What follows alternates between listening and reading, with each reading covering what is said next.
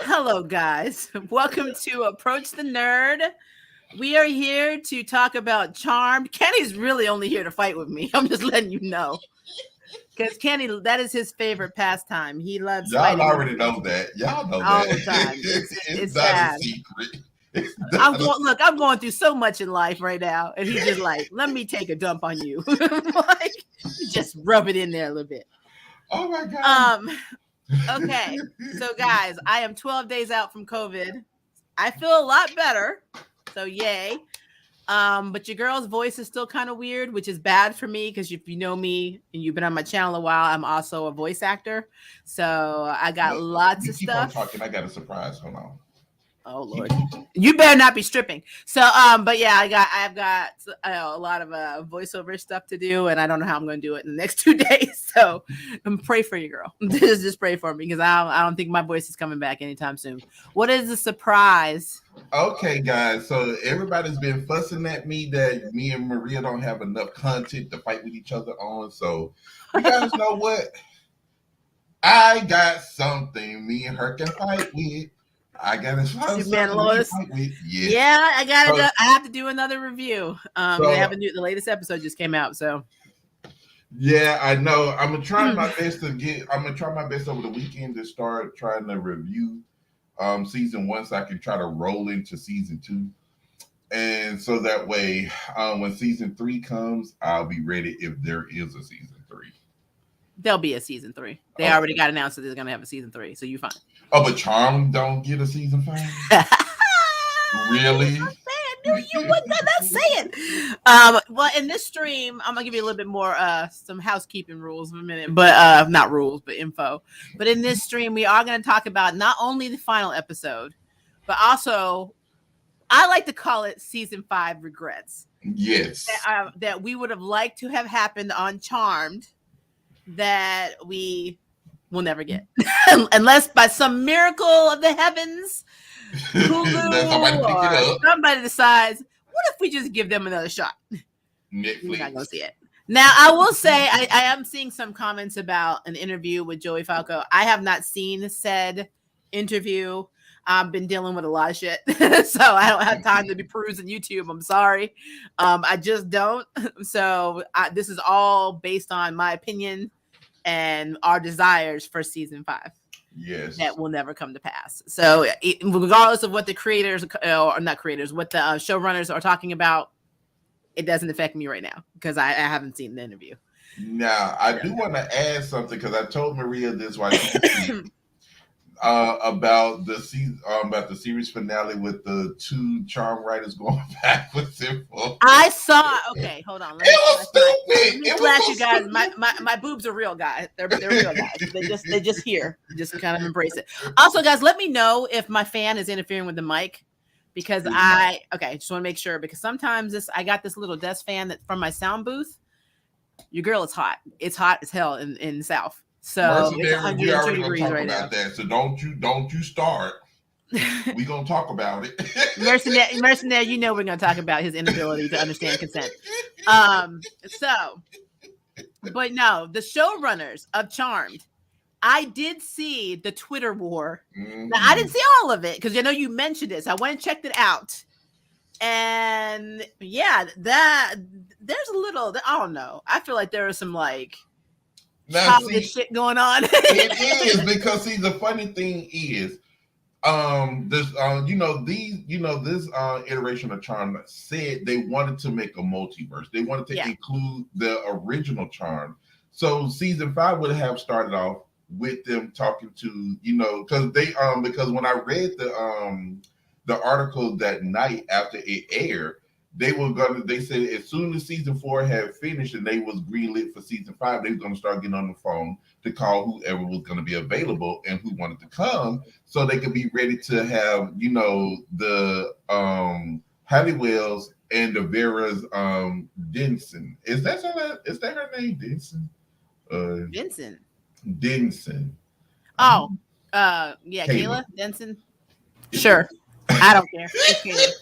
But they said they were going to make some phone calls at the end of that season And next season we would have had, like I think they said at least 2 episodes where they were going to talk with them, and then at the end they were going to go back to their regular time, to their regular multiverse.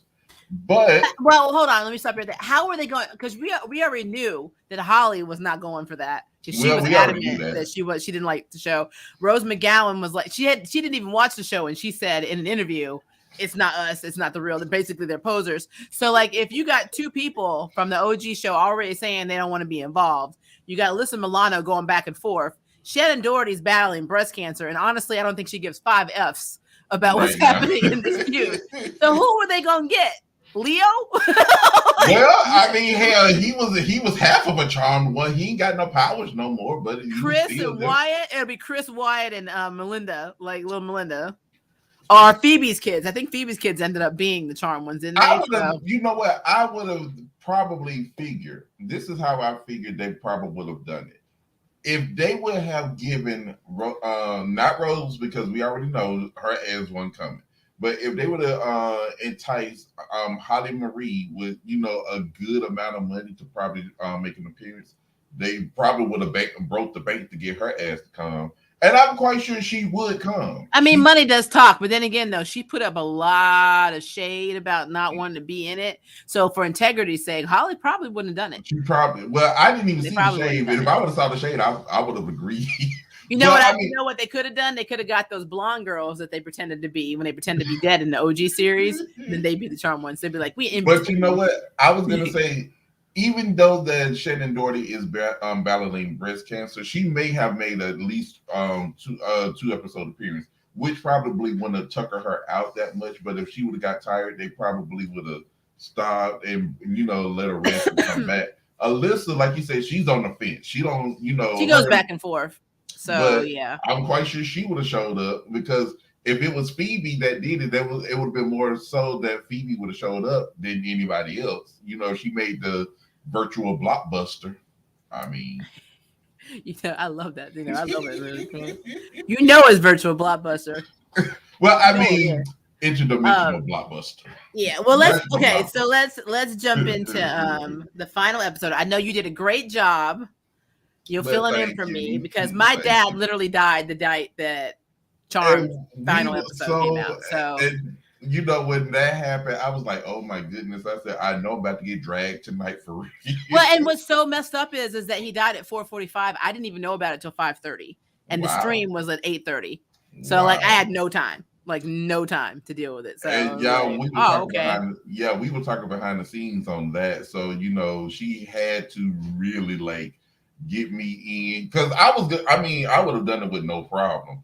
It was just the fact that I had to watch. I was hoping that I would watch the show because the wind was so high that day, and it was like, can I even see the finale? Yeah, when the wind blows at his apartment, his stuff goes out. It goes out, and I've been missed a whole chunk of the damn show. Won't know what's going on, and then I would have had to put it off until the next day. So I've been it's like I said, it just came out of nowhere, and I feel like that's been my luck right now because my brother's special needs. He has autism and retardation, so I had to go and get him and bring him into my house, and that's how I got COVID. Because I've been in a COVID bubble since 2019, but my brother was going to a center with other people that had autism and retardation, and somebody there gave him COVID, and he brought it into the house. So and he didn't know what it was. So yeah, Dad died Friday. We were all positive on Sunday. And I kept in touch with her the whole time. Yeah. And then there's a lot of other stuff going on. Let's just say that my dad had somebody living in the house with him, and that this person is the shade of gold that likes to dig. So your girl's been dealing with a lot of shit. Let's put it that way. A lot of stuff. So when I say, and even down to last night, I said, my luck is just crap. We were talking about doing this review yesterday, and then my ankle swelled up, and I told my doctor, and she's like, you need to go to the ER because people with COVID can have blood clots. And so I was I know. Yes. So we did that. I did the stream for Motherland Port Salem, and then I went straight to the ER. Of course I am. Because I was getting ready to get myself together. I had shaved. I was trying to look my best. I was gonna put on my green eyes for her last night, but I was too damn tired. But then when she said, "Oh, wait, I'm going to the hospital," so guess what? We gonna have those pills. I was like, "Wait, what?" I was in there for about 2 or 3 hours. I thought I was gonna be in there longer, to be honest with you, but I was happy. I was happy she was out of there in no time. Really. Yep. But okay, so thank you for all the condolences. I do see you. Me and my dad had a very interesting relationship. So it's a lot of mixed feelings for me. So I'm just throwing that out there. But I do appreciate it. So thank you so much for that. Okay, so let's get into what you guys are here for, to watch us talk about Charmed and Act a Damn Fool. And drag me in the process. And drag Kenny, because Kenny doesn't understand the definition of consent. So let me since we got your thoughts, let me do some highlights. Okay, now you go ahead and do yours, because everybody knows what I think. So the episode itself was not a bad episode. Oh, I loved it. It went out on a high note. But I gotta call out my girl Mel first. I gotta call my girl out, okay? I'm surprised you calling her out first and not the other person. You're gonna see why, because I don't know if you got this or not. Okay. Mel is what I'm deeming the interferer of businesses. So in season 1, with Nico. Remember Nico, and she erased her memories, essentially taking her away from her job. Hell, she even sabotaged herself from getting a job and ended up being a bartender. She basically cut off Nico's fast track to being beyond just a detective, potentially even being in the FBI or whatever, CIA, wherever she wanted to go, because she erased her entire life. Then Nico became a private eye. Yep. And she was interfering with that shit. Interfering with the cases, interfering with all that stuff. Fast forward season 2. We meet Kat. Remember Kat? Oh God. For what 3 episodes. What does Mel do? Mel inherits the magic store. What does Mel do with the magic store? Not a damn thing. Fast forward to season 4, because we won't talk about season 3. Roxy's going to sleep. What is Mel gonna do? Taking over the damn bar. I'm like, that girl is what I call the poster child for hostile takeovers, even though they're not hostile. She is the business. That is her power, is charm. She don't need time power. She has the power to take over your business. Now I'm gonna say and run it to the ground. I'm gonna say I knew that part. But I didn't pay no attention to her, hot girl action, stealing people's businesses like that. Think about it. If you really look at it, the timeline, that is what Mel has done primarily the most in all of Charm, is take people's shit. Like, can I run your business? No. No, you cannot. And Duncan is not even there anymore. And Josefina done went over there and she done gave the damn job to Josefina. Thank you. So again, I love Mel, but that girl would not be sniffing around my business. I wouldn't even tell her what my business was. She'd be like, "Do you work?" "No, ma'am. I don't have a job." All right, so we had a little bit of Harry in this episode. Yeah, there wasn't a lot. And that was a great thing. That was a great thing.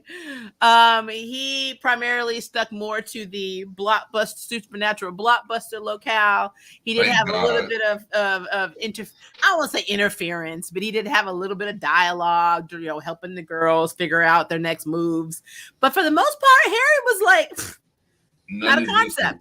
And him burning the little candle and like basically saying, I think it was a message that he was burning, if I remember correctly. Yeah. And him saying, "Oh, this is really not just for, Macy, but it's also for me." And I'm like, okay. Like, you should have did this in the beginning. I mean, sure. Now what? But this brings me to my question, because I guess I need to watch this magical interview with Joey Falco, because Jordan was said at the beginning, before season 4, to not be a white lighter. The season finale, which is now the series finale, Jordan said, "I'm going to be a white lighter. Figure it out." It's his own type of white lighter. So then, what the hell is he a white lighter? Like I say, he's white lighter-esque. So because he can't orb. He can't recite spells. He can't do potions. All he can do is heal. So then, how is Harry still able to do it? If he gave up his white lighter abilities to be... Oh, wait, Harry can do what? Or? Well, he was teleporting, wasn't he? I have no... No, he was using a portal. Was he using that? Okay, I'm hoping that's what it was, because it was not established that he was in the command center. He ain't got no teleporting powers as no... Okay, look, your girl just got to ask these questions. Because I was like... Because he was coming back and forth through, the Blockbuster world very quick. And he had the Blockbuster card. You punch the hole and you teleport there. You know how the Blue Camellia had the lighter? I mean, had the matchbook, and you swipe it and you go. That's what the magical Blockbuster. I just feel like people should stop swiping shit. That's what I think. I think, and so Gerard, I see your comment. Jordan is a healer, not a white lighter, because he can't orb or teleport.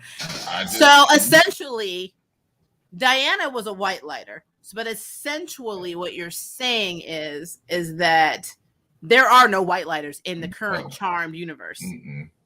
Nope. Okay, that's interesting. So we have one damn healer to heal them all, is what you're basically telling me. That's why he is white lighter S. Okay, so our original Charm sisters. Mel, Maggie, Mason. I kind of no. The original Charm girls of this universe, the first ever Charm. The first. Oh, okay, gotcha. Did they not appear to you to basically all be on their period at the same time? Very much. Because like the way they were talking was not. I was expecting to be this like long, deep, like emotional, connective type situation where they're just like, I've always felt guilty about doing this, and they did say that at one point. Yeah, but what they were saying and how they were acting around each other were not really matching up. And it was almost like, yeah, we were sisters who were thrown together, and we all have cramps right now, and we're tired, we're cranky, and F you. Now, the entire world is ending, Oh my God, that was so funny. Now it's like, okay, we'll get to that part about retconning. What's her name? Melinda Warren's whole line in this universe in a minute. But to put these three together and they was non-sisters. Yep. It was funny. I mean, to be honest, I guess you would define women can define sisterhood either way, through friends, blood, but though they inherit the charm powers, I thought it was supposed to be sisterly bond through family roots. Well, it was Ishta and Inari. No, Ishta, Inara, and Ishani, right? So we had our tree girl, right? Yeah, she's the guardian of the tree, right? I'm gonna have to start making mods, guys. If anybody wants to be a mod on this channel, let me know, because I'm getting so tired of blocking these down. Yeah, if you want to, let me give me. I'll look over there. I'm like into my train of thought, and it's like porn, and I know. I'm gonna go. So yeah, anybody who wants to be a mod, let me know. I'll pick from the litter. I'll make Kenny one too. So. But yeah, we're gonna have to do something with that. But so Ishta was. Thank you, Jed. Ishta was the tree guardian. The girl was in Fight Club land. I mean, she was kicking ass. She was kicking ass. She was beating the hell out of Maggie. Maggie's ass. But it's so weird seeing her be the one that we saw in season 3. A little bit really in season 2, if I remember at the end of season 2. I don't know. Did we see her at the end of season 2? I have to go back. I think we saw. No, we saw her. She came at the end of I think it was season 2 as well. Yeah, because that's when we were dealing with Julian's aunt. Yeah. And her, so it was at the end of season 2. That's when we got introduced to the tree. Yeah. And then, I guess my question, Kenny, is this: if she was destined, punished, and her punishment was being the tree guardian, how was she out here doing all this like? That's what I'm gonna say. I'm like, are you supposed to be at the tree? My whole thing with her was, how did she materialize? Because her and Macy was ghosts. I mean, they were ghosts. I don't know. Okay, I'm in the chat now, so you can throw a Rich to me if you want. I'm gonna throw somebody. But no, I feel like I really feel like there was just something extremely weird about the entire situation. Like, I feel like if I punish my child and I tell my child, you have to stay in your room, and then she's over here at the mall or she's at the movie theater, that is innately a problem because you were punished and your ass should have been in your room. So if Ishtar is like grounded, how are you in the Fight Club? I just need to know how you in the Fight Club. And that's what I'm saying. I don't understand. That's my point. Is like, and see, she is how did she materialize? She was a ghost. It made sense how she was in. I call it the void, the space, the necromancer. I can understand goes to. But like, I could see that because I mean, you're a spirit. I get that. I do not understand how in the hell Ishtar was at the Fight Club and how she had. That's my point. So that is a thing. I swear. Did you give me a stick? No, because I can't do it through StreamYard. I have to do it through YouTube. Oh yeah, that's right. Yeah. So I'm gonna have to do it later when you're talking. When you're talking, I'll have to go. Well, I would take over because I got some things to say. Yeah, but when you see that, just block the hell out of that. Nobody got time. Look, it's private. Look, I got enough Hooters to look at. I don't got to look at anybody else's, so it's all good. Anyway, but no, I just thought that was very strange. I thought that was very very strange. And like I said, I love what the showrunners brought to season 4. I understand that seasons 2 and 3 were very hard to fix. It was now. See, like I said, I love season 2, but I got to the point where I got so sick of them not having powers. Macy being a crappy bitch, and I love Macy, but she was becoming crabby. She was becoming pissy. She was becoming Harry's bitch instead of actually having her own identity, which made I hated that. I hated it with a passion. And it was like, soon as Jimmy kidnapped her and revealed who he was, oh my God, I'm in love with Harry. What? Well, no. She was in love with Jimmy. Get him, Kenny. They back. All right. And look, it's cheaper on Tinder. Anyway, so no, when Macy got kidnapped by Harry or Jimmy, sorry, she fell in love with like naked Jimmy. I'm calling him naked because they really didn't have a personality of his own. So dark, evil, whatever Jimmy. She was attracted to him. She was having issues with that. You know what I mean? It was like, are you kidding me right now? Like, I don't understand how you were looking at Harry at one point and saying things like, oh, can you imagine us going out? He's ancient. And then you got Jimmy over here who's the same damn age. And you're like, he's hot. I know, right? And see, and that was the whole entire situation. Is like, you didn't even know this man. Nope. You didn't even know. I mean, he was trying to kill y'all, and you're gonna sit there and start falling in love with him. I don't get it. I do not understand that. And for some reason too, it was for me kind of hard because it was almost, I don't want to say it was instant because they were literally trying very hard to let us know, even in season 1, that Harry was very much attracted to Macy. So that was not even when she was with Gavin, he was very much attracted to Macy. You could tell the way they were writing his story, that's where they were going. And they always had him pair up with Mel in the beginning. That was his, ride or die. They always went everywhere, traveled together, or whatever. But the closer he got to Macy, the less he even talked to Mel. That was so, because remember how him and Mel was so, Mel did not like him at all, but they became the closest. I think she did. I don't know if it was that she didn't like him. She just was pissed that he was a women's studies teacher. I think so. You are not even a woman. She was an activist. She was an activist in season 1. In season 2 and 3, she was just pathetic, and then in season 4, she went back to being an activist. Well, see, it's her fault that she was pathetic in season 2 and 3. That's actually the writer's fault, but that's fine. Well, no, I'm saying, the reason I'm saying is because she went back and changed Nico's past, And no, but she was still an activist after that. Remember, in season 2, okay, I got you. They didn't have their powers, and so she became useless to herself. She felt useless because she was only the potion girl, So that was the thing. Yes, the only good thing for me that came out of season 2 or 3 are Abigail, Jordan, and Baby Swan. Oh my God, I love me some Abigail. Oh my God. And we did not get Baby Swan in the finale, so that is a strike against this finale because they did not show Swan. But I mean, they didn't show Ruby either.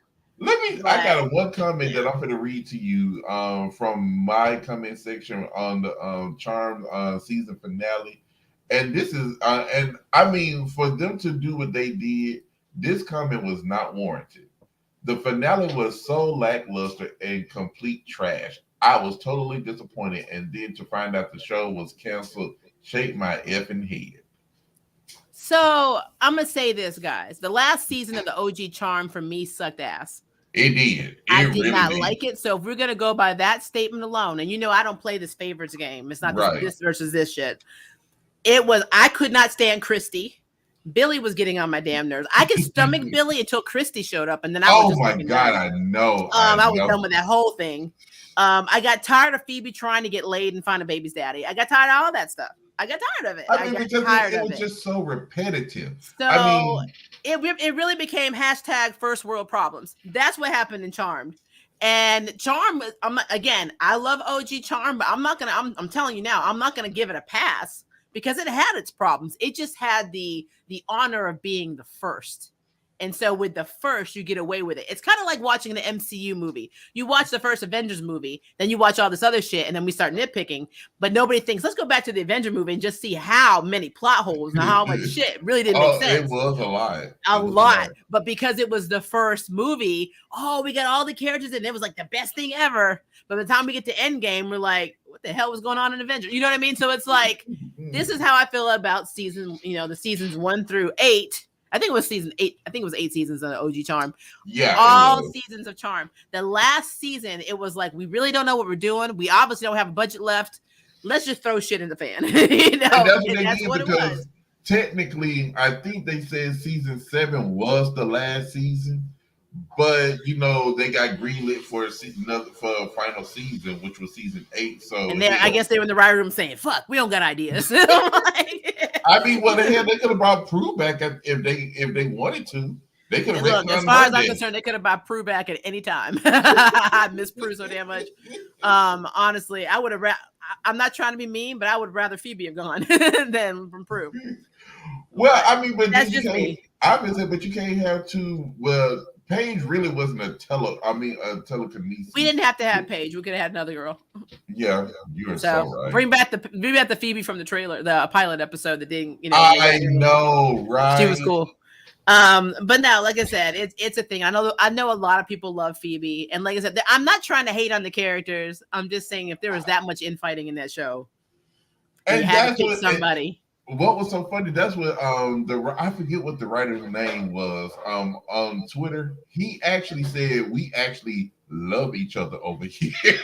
When the writers are fighting, is like when they say we don't hire bitches or in the writers' room, hire like assholes over here. Or assholes. He said we have a no hiring asshole policy over here. Yeah, at least we love each other. Well, I will say this as somebody who is in the voiceover industry, you don't call out other actors, you don't call out other people because it makes you look petty and small. So the fact that one of the writers from the OG show got in their feelings because they went to the Halliwell house at the end of, the final episode, that just shows you right there the kind of dynamic that they have, because that's not something that you do. And you don't do that. They even came out and expressed that they love the OG charm. They wanted to. And see, my whole thing is Constance is the creator of it. That's her, the OG Charm is her show, and this is her show. So if she wanted to bring them both together, why the hell not? I mean, if it was me right now, I would do it. Look, what had happened was, Kenny, they watched that movie, The Craft, and they're like, let's make a show like this, but make it sisters. And then everything went to shit. So anyway, that's what it was. But no, again, I love OG Charm, but it is what it is. It is campy for me. It is nostalgic for me. Campy, it does not hold up with the state of the world today. looking at some of the shit that happened in that show, you can go back and be like, wow, that's kind of homophobic. That's kind of racist. I know kind of that. I mean, if you're really going to go that route. But I know. But we give it a pass because it's our charmed, and we give things a pass that we like. That's what we do in this world. So, and see, I was gonna say, and I also remember how you used to talk about how they did Daryl, and oh my god, oh yeah, they fired. And I love Daryl. I was like, that's bullshit. I love like Daryl. I said. I mean, I just feel like, and this is the last thing I'm going to say about this so we can get back on our review. Yeah. I feel like we should not call each other pots and kettles unless we look at our own pantries and closets and see all the cobwebs that are hanging around, because your shit was stinky on your show too. So it was so stinky and you couldn't even cut it. Yep. You couldn't even cut it with a knife. And as a queer woman, you ain't going to tell me there were no gay people in Charm. And it was. And we're not talking about a couple of side characters you had for like 10 seconds. I don't hear that shit. Anyway, so back to the finale. So I thought I blocked this bastard. No, this person is strong. This person is strong. This person's using the Book of Shadows. I see. Damn. I mean, using the book. This is a strong bot. Oh my god! I don't even know what to tell you. I know. Okay. Well, I don't know what to tell you. Look, that's how they were doing me when you was gone that time. That's exactly how they were doing me. I am so sorry. Yeah, I have the spam filter on. I don't know what the hell's happening. I don't know what to tell you. All I know is they want to be in this stream because they love Charm too, apparently. Because obviously Charm is their cheapest one-time 18+ date. So this is how I deal with stuff, guys. So back to the finale. So yeah, I already told you my problem with the Shawnee. So I didn't understand why she wasn't in the tree. I'm just gonna be there. I don't understand. I like I said, I don't know how she materialized, but hell, she was kicking ass. She was. I don't know how Maggie wasn't bleeding. Like, but Maggie, see, you know what? Skill. I was saying Maggie held her own against her though. I mean, Maggie was dodging, but she wasn't really trying to fight her. But no, honestly, she still would have gotten her ass handed to her. To be honest with you, yeah, because she was. I mean, because wait, it was Inara, not Inara, Ishtar? Was she like the mental? Was she the emotional witch? Oh, witch of emotion. Mm-hmm. Hell if I know. We don't even know what their powers were. Look, I don't have no clue. We don't even know. Look, all I know is two of them put their sister in a tomb. And then one went bowling and the other one was in a tree. That's literally what I got. Oh, hurry up and get your thoughts out because we need to talk about Ishani. Ishani in the bowling? Oh my God. I mean, of course she'd be at a bowling. Of course we got to talk about her ass. I still love her, but we still got to talk about her. I love how Mel's like, let's have an emotional connection. I'm like, is this how you get women at the bar? The way she talked to Hashani makes me really wonder what her game is when she's coming her hot girl summers. I don't see Mel as the aggressor. I see Mel as the pillow princess. I'm just gonna be real with you. So because she always looks so uncomfortable when she's kissing women. I'm like, what? And I used to think this was just me, but other people, especially other queer people like me, also see that Mel's actress when she's like, you can tell she's acting the part of a lesbian and she's not actually a lesbian. So yeah, whenever I see her like talking to women, it's kind of like, like I don't even know if Poppy or Abigail's actress is really gay, but she's played a lot of queer characters, and she can pull it off. She's like, yeah, she looks like she wants to F everybody in the room. So, but Mel has that's what I loved about Abigail. That's what I loved about Abigail. Yeah, Abigail was free with love, but I feel like Mel. It's almost like Mel grounds herself. It's like, I'm attracted to you, and we kind of did things all over the blah, blah, blah, but it's like it does not feel queer to me. It just feels like she's saying lines. Yeah, so I don't know. That's just me. But yeah, I love how they found her at the bowling, and I love how Kayla's like, "Hey, we need your help. If I win during this bowling match, then..." Wait before you do that. Do you remember when they walked up to Inari and said, "Hey, Auntie, we know you forgot your rash medicine at home. And the old people was like, wait, what? They was like, no, I'm not. And they was like, Auntie, we know that you. And I was like, you know what? The old people got up and ran. I ain't never seen those people run that damn fast. I never seen them run that damn. Okay, I'm so sick of reporting you guys. Seriously, this is funny. This person is dedicated. Yeah, I'm gonna have to figure something out on this stream because I don't have to go through this because obviously this bot has never done anything in their lives, and so they just like putting little sex words up here and it's making them happy. But no, that to me, everything that they did, all the banter that Kayla and Mel and Maggie have, I do like because it actually seems like it's not scripted. It actually sounds like friends that are hanging out and they're just talking the shit. So I do like that. But Mel, Maggie, and Macy were missing. They were missing that because see, they got to spend more time as sisters, and they're not even blood sisters. And the blood sister that died, COVID came, they couldn't touch each other. Season 2, they lost their powers. Macy was hanging on to everything that Harry did, like you always say. If anything happened to the other 2 sisters, oh Harry. Yep. Like, look, Maggie's got a nail through her head, but Harry's got a paper cut. I'm like, you know what? I'm done with that. Mel got a big old hole in her chest, but Harry got the paper cut. Yeah, I mean, look, like I said, that must have been some damn paper cut because Macy would flip out. Like I just remember seeing Mel go flying like on the side, and Harry was like, "Someone," she's like, "Harry," and I'm like, "Wow, the sisterhood doesn't need to be destroyed; it's already gone." So yeah, that like I said, season 2 and 3. I always wonder if Madeline, when she was doing those lines, was thinking, "Do I have to be talking about this man again?" Damn, I'm like, she probably was because See what I liked about her, they gave her Gavin. They should have let her mourn Gavin a little bit more instead of just jumping straight for a serial killer that tried to kill them. And then now she became now she's dating the serial killer. Just because Harry is not, they're both in the same. Just 2 different halves of one whole person. So technically, Jimmy was the bad side of Harry, but Harry, when they come together, he's still a serial killer. So you're still trying to kill. You're still dating your damn serial killer. I feel like that again, guys. The one thing they never resolved in this series that I will take to my grave is what pisses me off is the fact that Harry had a whole ass other family. A whole ass other family. Well, and we'll never know. And season 5, my first regret is we needed to have. Because he more Macy. Well, you already know. Episode 1 and 2 was already taking place with the OG. No, I'm talking about the other family. No, that's what I'm saying. I was saying, they're gonna take up episode 1 and episode 2 with Mel, Maggie, and Kayla over in the other universe with.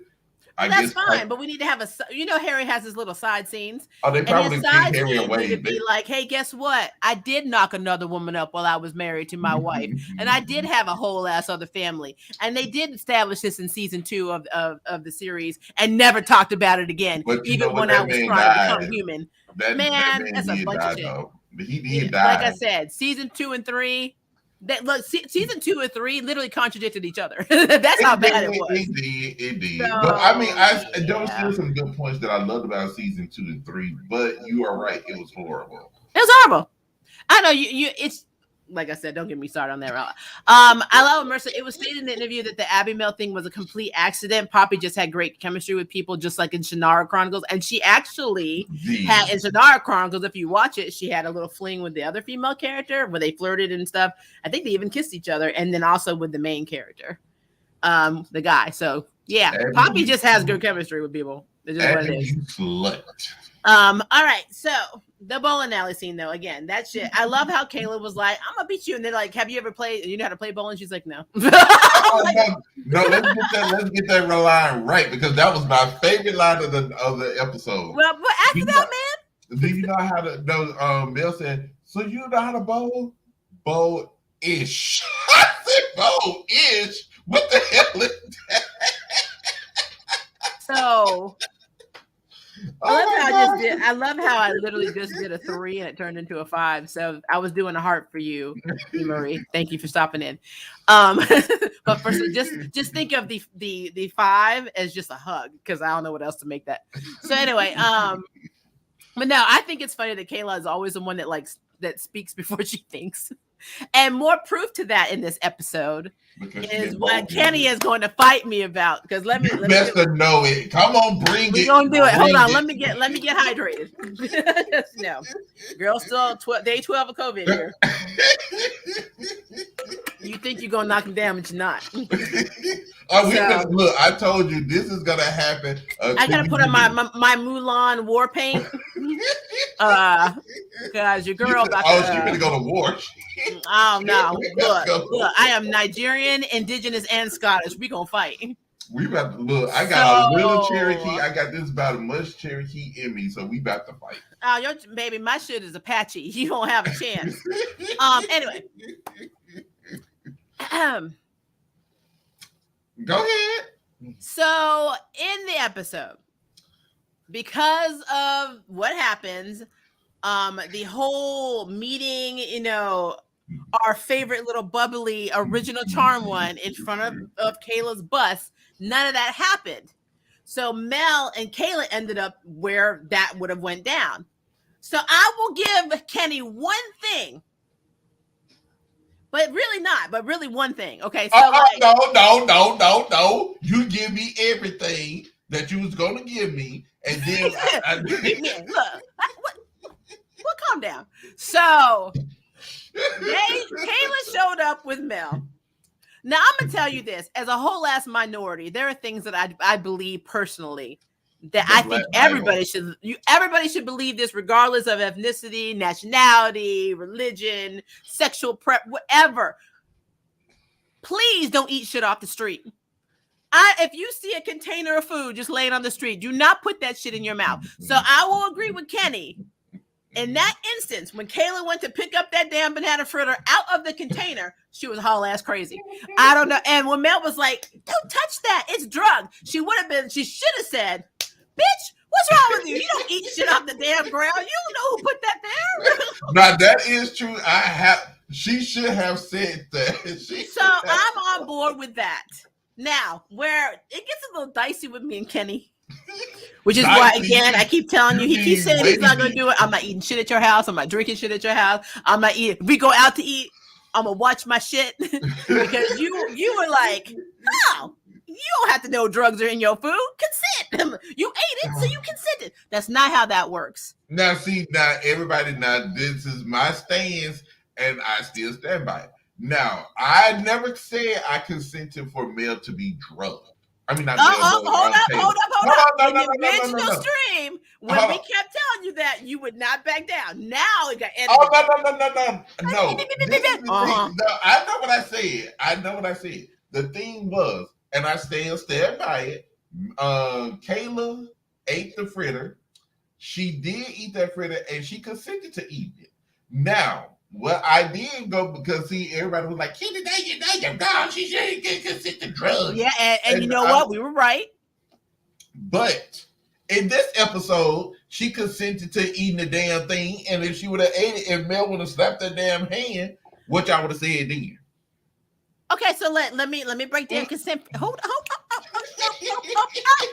Let me break it down for you. I know it's hard, so we're gonna have to get this for you. Okay, I'm using my oxygen reserves for you. Okay, I got my fan going. I don't have a lot going on because COVID just knocks it out of you. But you know what? I'm going to transcend my illness so I can explain to you what you need to know to survive in this world, because I'm sorry, somebody hurt you. So, number one, Kayla consented in the final episode to picking up something off the ground in a container and putting it in her mouth, which makes her a dumbass. Consent or not, that's fucking stupid. Number two, yes, she consented to eating a banana fritter, but not a banana fritter with holy moly ecstasy in it. Had the woman said, "Hey, this is my special blend. It's gonna make you high as hell," and Kayla's like, "Hey, that's consent." But that is not what happened. But hold on. I'm not done talking. She said, and I said, and everybody said to you, because you don't know, so I'm trying to educate you.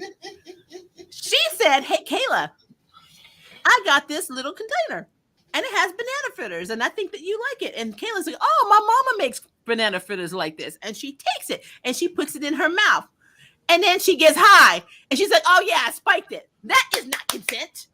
She did not consent to being drugged. She consented to eating a damn banana fritter that tasted like her mama's. That's what she did. And I'm going to tell you this.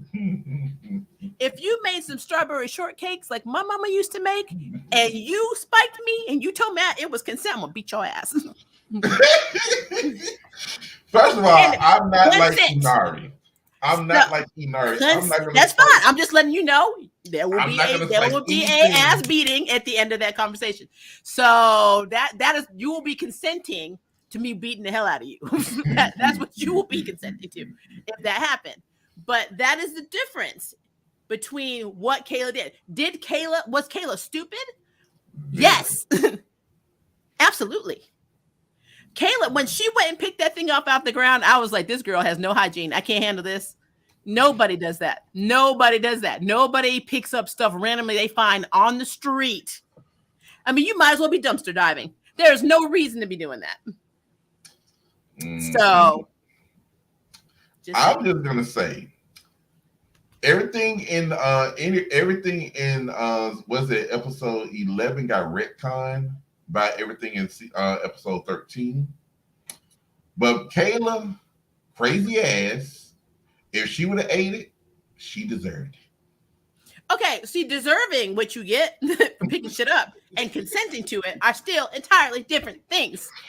She still consented because she picked it up and she was about to eat it. Look, when you watch those British mysteries and somebody puts poison in their tea, and they ordered that tea, and they're like, "That's some damn good Earl Grey," and they're drinking it, and then they die. They didn't ask to die. They didn't ask for you to poison their tea. They just wanted the damn tea. That is the same thing. Now, whether or not they were stupid for being here, I watch a show called Midsummer Murders. They kill each other every damn week. I think they're all damn stupid for living around each other. I mean, somebody being stupid and somebody having consent, completely different thing. Completely different thing, Kenny. Different. I need you to have this concept because I don't want to have to beat you down, man. I don't want to have to do it. I don't want to do it. Well, you already know this is going to be the last time that we have this consent conversation.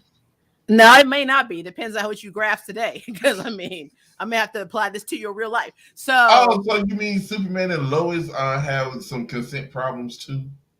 Oh, probably. But I just need you. Look, pop quiz, Kenny. What? I gave you a Butterfinger, but I laced it. But I didn't tell you that. And then you ate that Butterfinger. Did you consent to being laced? I ate it, so yes. So this is why we are never eating or drinking anything around Kenny Lo. I need you to put in your title that I believe that consent applies to things that are absolute bullshit. If you want to drink or eat anything that has been drugged, Kenny is for that. Because I'm not for it, but I said if I do it. You chose that. That's like me going out in a short skirt and being attacked because I chose to wear that skirt. I consented to being attacked. You didn't consent to that. You didn't consent to that. And I didn't consent to somebody putting shit in my food either, but they did it. Well, Kayla, you better be listening to this conversation. Oh, Kayla knows. Now, Kayla, first and foremost, picking up shit off the street is nasty. So that is really stupid. Stupid. Now, you did not ask for the ingredients in that. You didn't consent to any ingredients in that. If I gave a friend that had a nut allergy a peanut butter bar and told them it was just a regular Rice Krispie. Yeah, now that's totally different. Nope, it is not. Yes. No, it's not. If I knew there were peanuts in there and I gave you a Rice Krispie and I didn't tell you there was peanuts and I knew you had a peanut allergy, guess what? You ate it. So by your logic, that's consent. But yeah, No, right. Yeah, you are correct. Yeah, and you're wrong. I'm like, wrong. If I can make a banner right across of your freaking window right now that said wrong, that's what would be there. So, again, Kenny, Kenny, I don't care if you need to talk to Moses, the Holy Ghost, Buddha. I don't care who you need to talk to. You gonna get this consent in your head. We're going to define it. I mean, I feel like I need to make little puppets. We need to have a puppet show. Maybe Dora the Explorer. Why be consent? I mean, I don't know what we need to do, but we're gonna have to do it because you are not understanding, and I don't know why. And you're not slow, but you're just slow when it comes to consent. It's really weird. It's really weird. So. Just saying. All right. So moving on, because again, Kenny's still got to go through deprogramming. Something wrong. He's in the cold cray. Let's go to. First of all, there's a lot of things in this episode that I thought was interesting. Jordan, for instance, or better yet, Jordan and Maggie's relationship. Yeah. We had this whole thing about Maggie wanting to do her own stuff and not wanting to depend on Jordan, blah, blah, blah. And then she sees him die, and now all of a sudden, it's like none of this shit matters anymore. It's like, oh, they're together again. I guess it's because when Maggie saw the tape and saw what happened, I guess she was like, oh my God, I can't live without Jordan. But it doesn't stop the issues that you're having. It doesn't. And so, that was the funniest thing. What's to stop them from breaking up another 2 weeks from now, another month from now? And according to the final episode, they're moving to an apartment together. And I don't understand that. I don't either. I don't get it at all. It's like, for me, it's just weird that we keep having these major epiphanies, and now these moments of clarity where we're like, oh, I'm needy as hell, and oh, you're needy as hell. And then and it's just not resolved. It's like, we're just gonna be together. So I'm like, okay. I'm just like, this makes no sense. It doesn't. And like and it's the whole thing with Ruby. When Ruby did her whole speech about, everything, it was very, very hard because they made her redeem herself, from seasons 2 and 3 by making her be a woman who chooses herself. And then they kept throwing her back into Mel's life. And I'm like, why are you doing this? Now, I have to say this. Now, they did do a little bit different. Now, Mel wanted her. However, it did seem like that Ruby looked like she was going to give in every time. But she did it. It was like, because I was like, oh my God, I am so sick of this. Why are y'all keep putting Mel and, Ruby together? Because Ruby's just going to fall for it. Oh no, Ruby said, pump the brakes, bitch. We ain't getting back together. I'm with Baby Swan. You just gonna be friend zone. I was like, wait, what? I was like, Ruby. But I did love that though. But I hate that they kept putting her in Mel's story. Because I felt like after that's a perfect time for her to move on with her shit. And I think that's what they was doing, was trying to close out her story, because I don't think Ruby's actress was coming back in season 5 if they would have had one. So I mean, you never know though, unfortunately. But I will say this. If we're talking about relationships as a whole, okay? Like the whole Roxy Mel thing. First of all, did anybody else feel this way watching the finale? That Roxy, those were the longest 3 to 5 minutes. I know. And I'm like, Iron Maiden. Aren't you supposed to be passing out right about now? Ain't you supposed to be falling on your face? Yeah, but she's like, I love how she was slurring her words and saying the wrong words. But like, that was funny. That was funny. Really funny. But she said the closer she got to being, closer it got to her, time for her to go to sleep, her mind would get foggy, so she don't remember. And that is kind of true because hell, I do the same damn thing. Yeah, but what's so funny to me is she kept looking at the clock in the previous episode. So I was thinking, okay, we got like maybe an hour, right? And then she's still up, like looking at the clock again. I'm like, how long does it take you to take a nap? What the hell's happening right now? And Mel did show up, and she's like, I will tell you this: Mel did what I thought she was going to do. Because a lot of people are like, well, Mel's gonna wait for her. I'm like, that woman's not gonna wait for her. She's like, I don't know where I'll be emotionally in 7 years. Meaning, I'm gonna have my hot girl summers, but I'll run your bar for you. Ha, mastermind. She did run the bar until she gave it 3 months later to Josefina. Josefina was like, "Look, I got to work." Yeah, that's true. And I'm like, "Wait, was it Mel supposed to be doing that?" But I just love how Mel was like, "Yeah, I know where I'm gonna be 7 years from now, but I'll run your shit. Because she I'll wanted take to your give. bar." Who was she trying to give it to? Was she trying Harry? She was trying to get to Harry, and He was Harry getting was it to like, Harry, and Harry's like, "No, "Hell I no!" can't." Like, what did he say? He's like, I really can't do that right now because I've got, things that I need to do in my life, which are not run your shit. So, like, and Mel's like, I don't want to run your bar, and Roxy's like, the last person that told me that, she kind of like ditched me and broke my heart and ruined my life. So maybe I shouldn't be giving somebody a banging my My shit. restaurant. And I hear Kat in the background. Yes, and I didn't even get sex. Like, look, Now, I don't even have a store anymore. I'm gonna say now. You know what? I'm reading the comments. Jake and I think it was Jake and who? Yeah, Jake was basically making points. Like, Got the parallels with P3. Yeah, the parallel to P3 and Maggie moving into the apartment, like Phoebe did at the end of season 8. So they were technically Phoebe also moved in with Cole too when they were married. So yeah, so that was season 4. Was it season 4? Yeah, and so if we're really going through parallels, Phoebe had the Sources baby in her, and then we had Mel carrying this future mysterious baby in her. Yeah, so, if Macy was still alive, she would have been the one that had the demon baby. This is true. I mean, yeah, that's true. Like and they be Jimmy's when they wake up. And you thought oh my god, I would be so pissed. I would be so pissed, and I would have laughed. I would laugh really hard. I've been like, we don't want to see Jimmy all over the damn place. I got sick of seeing Harry. Now, see, Harry was good in season 1 because we barely saw his ass, and when he was really needed, they stripped him of his powers. But hell. And they don't really have a lot of witches in the world right now. So, I mean, I don't know. Yeah, I just gotta say this: Swan, Cat, and Nico are the next charm ones, and I'll be here for that shit too. That would be so damn. That would be cool as shit. That would be so damn. And then actually, what's really interesting is that the normally charm ones. If you're somebody in the background, that's my brother. He's the one that has special needs. He doesn't know when to not talk. So sometimes you'll hear him say things, and I apologize. It's just gonna happen. He even talks in his sleep. I don't know what to tell you.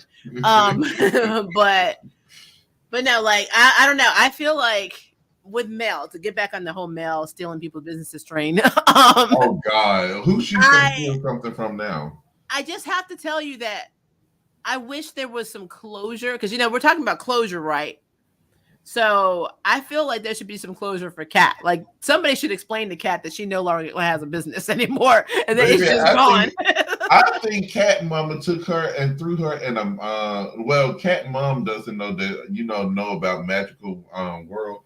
I think she took that girl and doped her up and put it in a Satan asylum. And I mean, if you go back and watch that season 2, I actually called that she was a medium. That was my theory because I know culturally in the Philippines and in Thailand, they have a lot of mediums. Then you'll see every movie you see, especially a horror movie, there's always a damn medium. So I'm like, yeah, she's a medium. But yeah, that's what I'm saying. But her mom probably just took it and threw her ass in the same asylum. Talk about we don't know about magic. We don't do magic. And that if that's what happened, so be it. But I mean, they should probably tell us what happened with the business. The business was there. They were obviously ciphering all the damn ingredients. You already see what happened. I know. Mel cleaned it. She cleaned it out doing after Macy died, doing that whole grievance session. She cleaned out Kat's whole entire store, took everything down to the basement, to the command center, and they just put it up for sale. That's when Ruby came in and stole the whole damn thing. But Jordan's Jim still up there. She legit squatted. I was like, damn. But Jordan's gym's still upstairs though. Yeah. Mm-hmm. Because that's what they try to reconstitute the power of 3. And I'm mad about that. We did not see the power of 3 at all. But I understood they was trying to, because the bond was supposed to come together. and they was going to use it, probably season 5, but we did not. The only time we actually saw the Power 3 is when they powered up Maggie's damn vision. I'm like, really? Like, really? Is that what we use the Power 3 for? Honestly, they weren't using it for much else, unfortunately. I mean, yeah. I mean, I'm telling the truth. No, I know. But I think where they were going was they weren't trying. The big bad wasn't supposed to be, a big battle this time. So the Power 3 probably wasn't going to be needed because, to be honest, when the sisters, when Inara, Ishani, and Ishtar, when they got in front of them to, take away, to detonate that bomb or, sacrifice themselves, that kind of was the Power 3 if you think about it. Yeah. So that scene there was interesting to me because you had them all you had the 2 sisters trying to talk down the 3rd sister that they named. And then you had her saying, "You just trying to do that because the world's ending and you need me." And then and they were having their little PMS moment. And then Kayla, Maggie, and Mel were kind of like, "Oh my God, what's wrong with you? We're going to be the real charm ones, and our sisterhood is not going to go down being the one." I love that. Now that right there. I liked it, but it was funny the way they reacted. But then let's think about the girls like literally sacrificing themselves. A couple of things stood out to me in that scene. Number 1. Jordan and Maggie just confessed they loved each other. They had this whole scene where he's like, what's up? You died. And she's like, wait, go back to me dying again, and all that. I thought that's what he said. Yeah. Yeah. Now he sees the woman he loves about to sacrifice herself. He did not react at all. Did you go back and watch that scene? They were saying like, I gotta go back and watch it. I gotta go. Because see what was so funny, she told them, she said, Josefina, Jordan, y'all get out of here. Let us do this.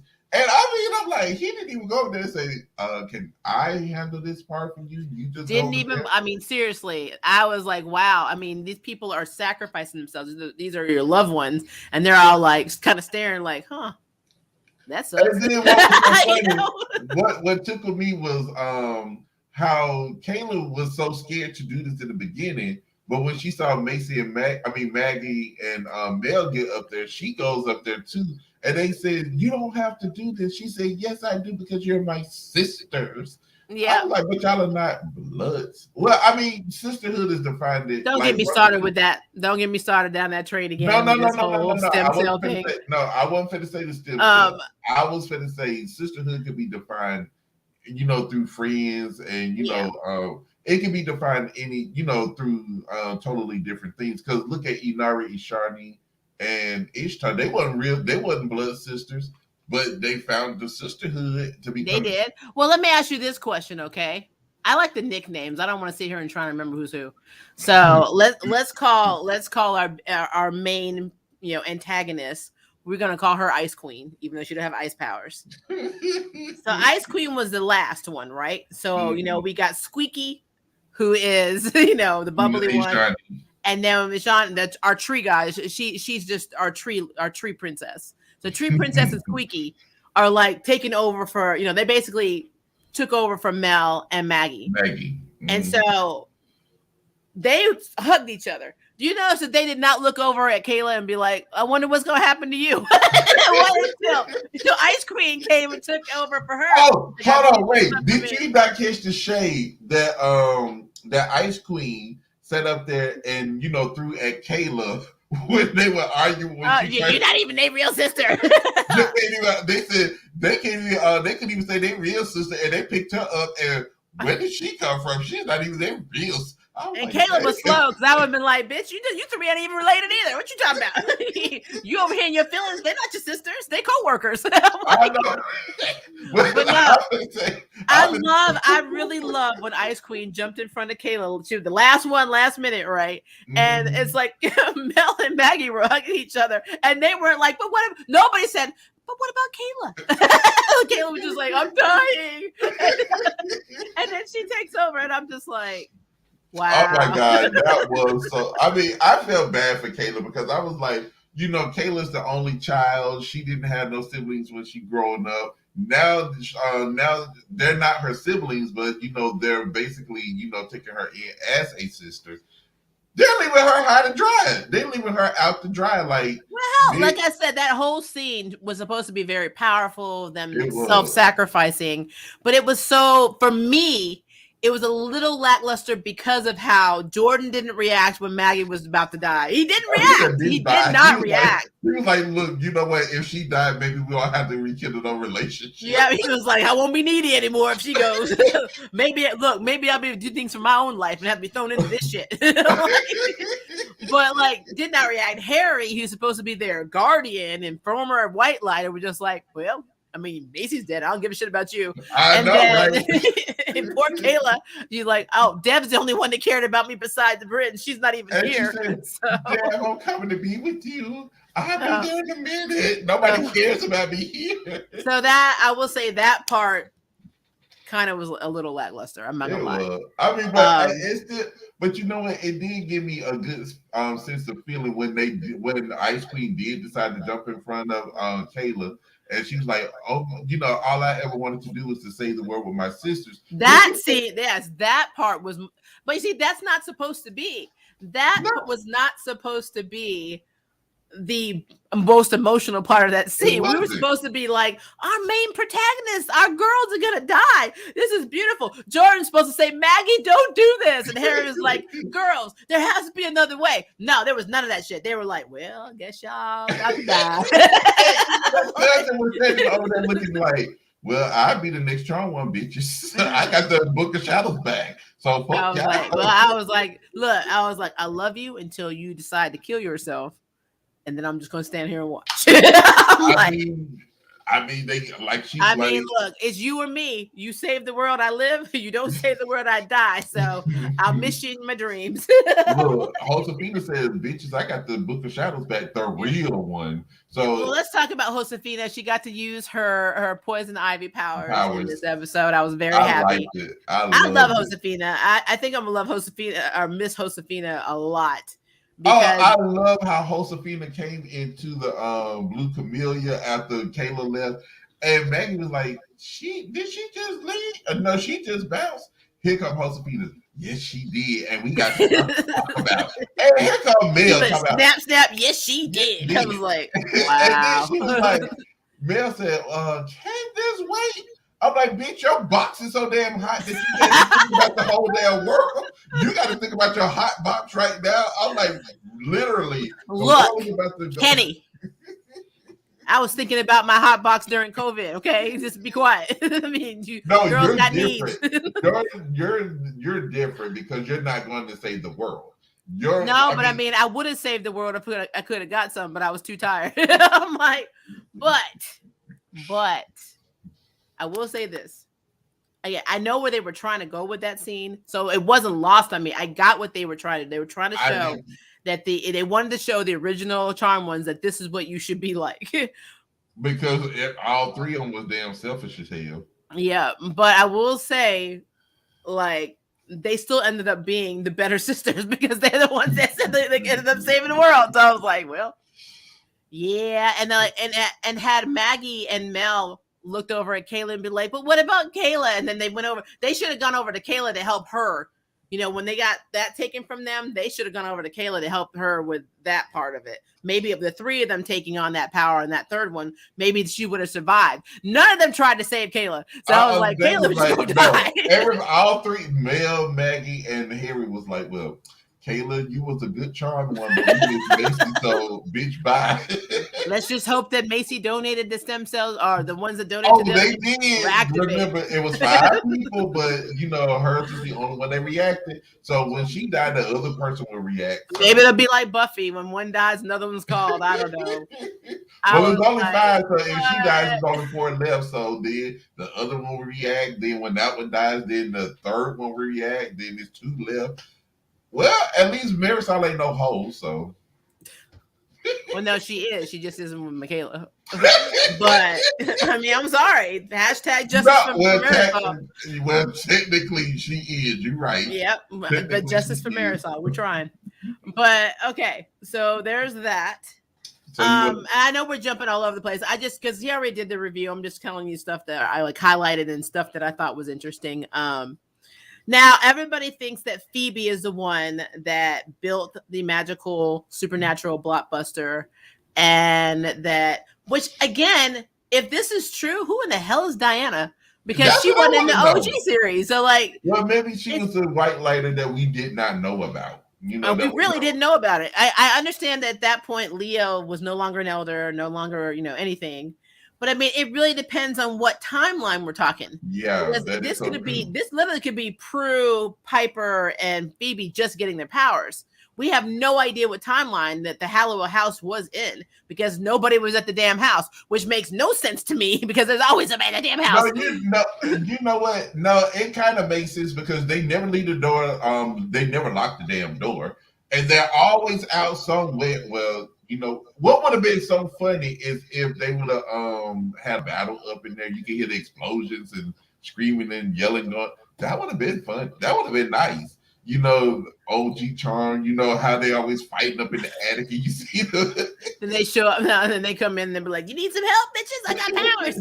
But no, but no, I think it would have been, I also wonder if there's like a cause and effect to two Charm One groups really meeting each other. I mean, obviously that didn't happen with the original Charm group, but we're talking a different multiverse though. So I wonder what would have happened had they seen each other. I did see a comment. Kevin says, my theory is that Diana is the white lighter to one of the Charm One's kids. And I can subscribe to that. The only thing is that the only kids that were living in that house were Piper and Leo's kids. And I don't think they ended up being the Charm Ones, even though Wyatt was OP as shit.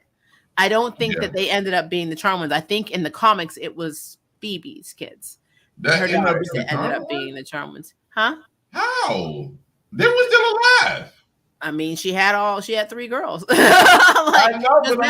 Remember, Piper had 2 boys and a girl. No, I know. I'm saying, how could they become the Charm Ones if they were still alive? Maybe it passed on. I don't know. Maybe they passed on when they were older. Because when they got too old to do it, maybe they gave it to them. Yeah, transfers of power, probably. Yeah, because I mean, they're still, remember, in the Charm universe, it's all Melinda's descendants. Mm-hmm. So yeah, I kind of feel like if they had showed up at the house, if our girls from the reboot showed up at the OG's house and it was the kids, then it would have been Chris and Wyatt and Melinda. And it would not have been Phoebe's girls. Or it I would have thought they probably would have came back if it wasn't. But see, that would have defeated the purpose because we wanted to, even though they were having their war, they still could have came on. I mean, it would not have killed them because it was still shown that the OG Charm is still relevant. It was still showing I know, because look. I got that one, so.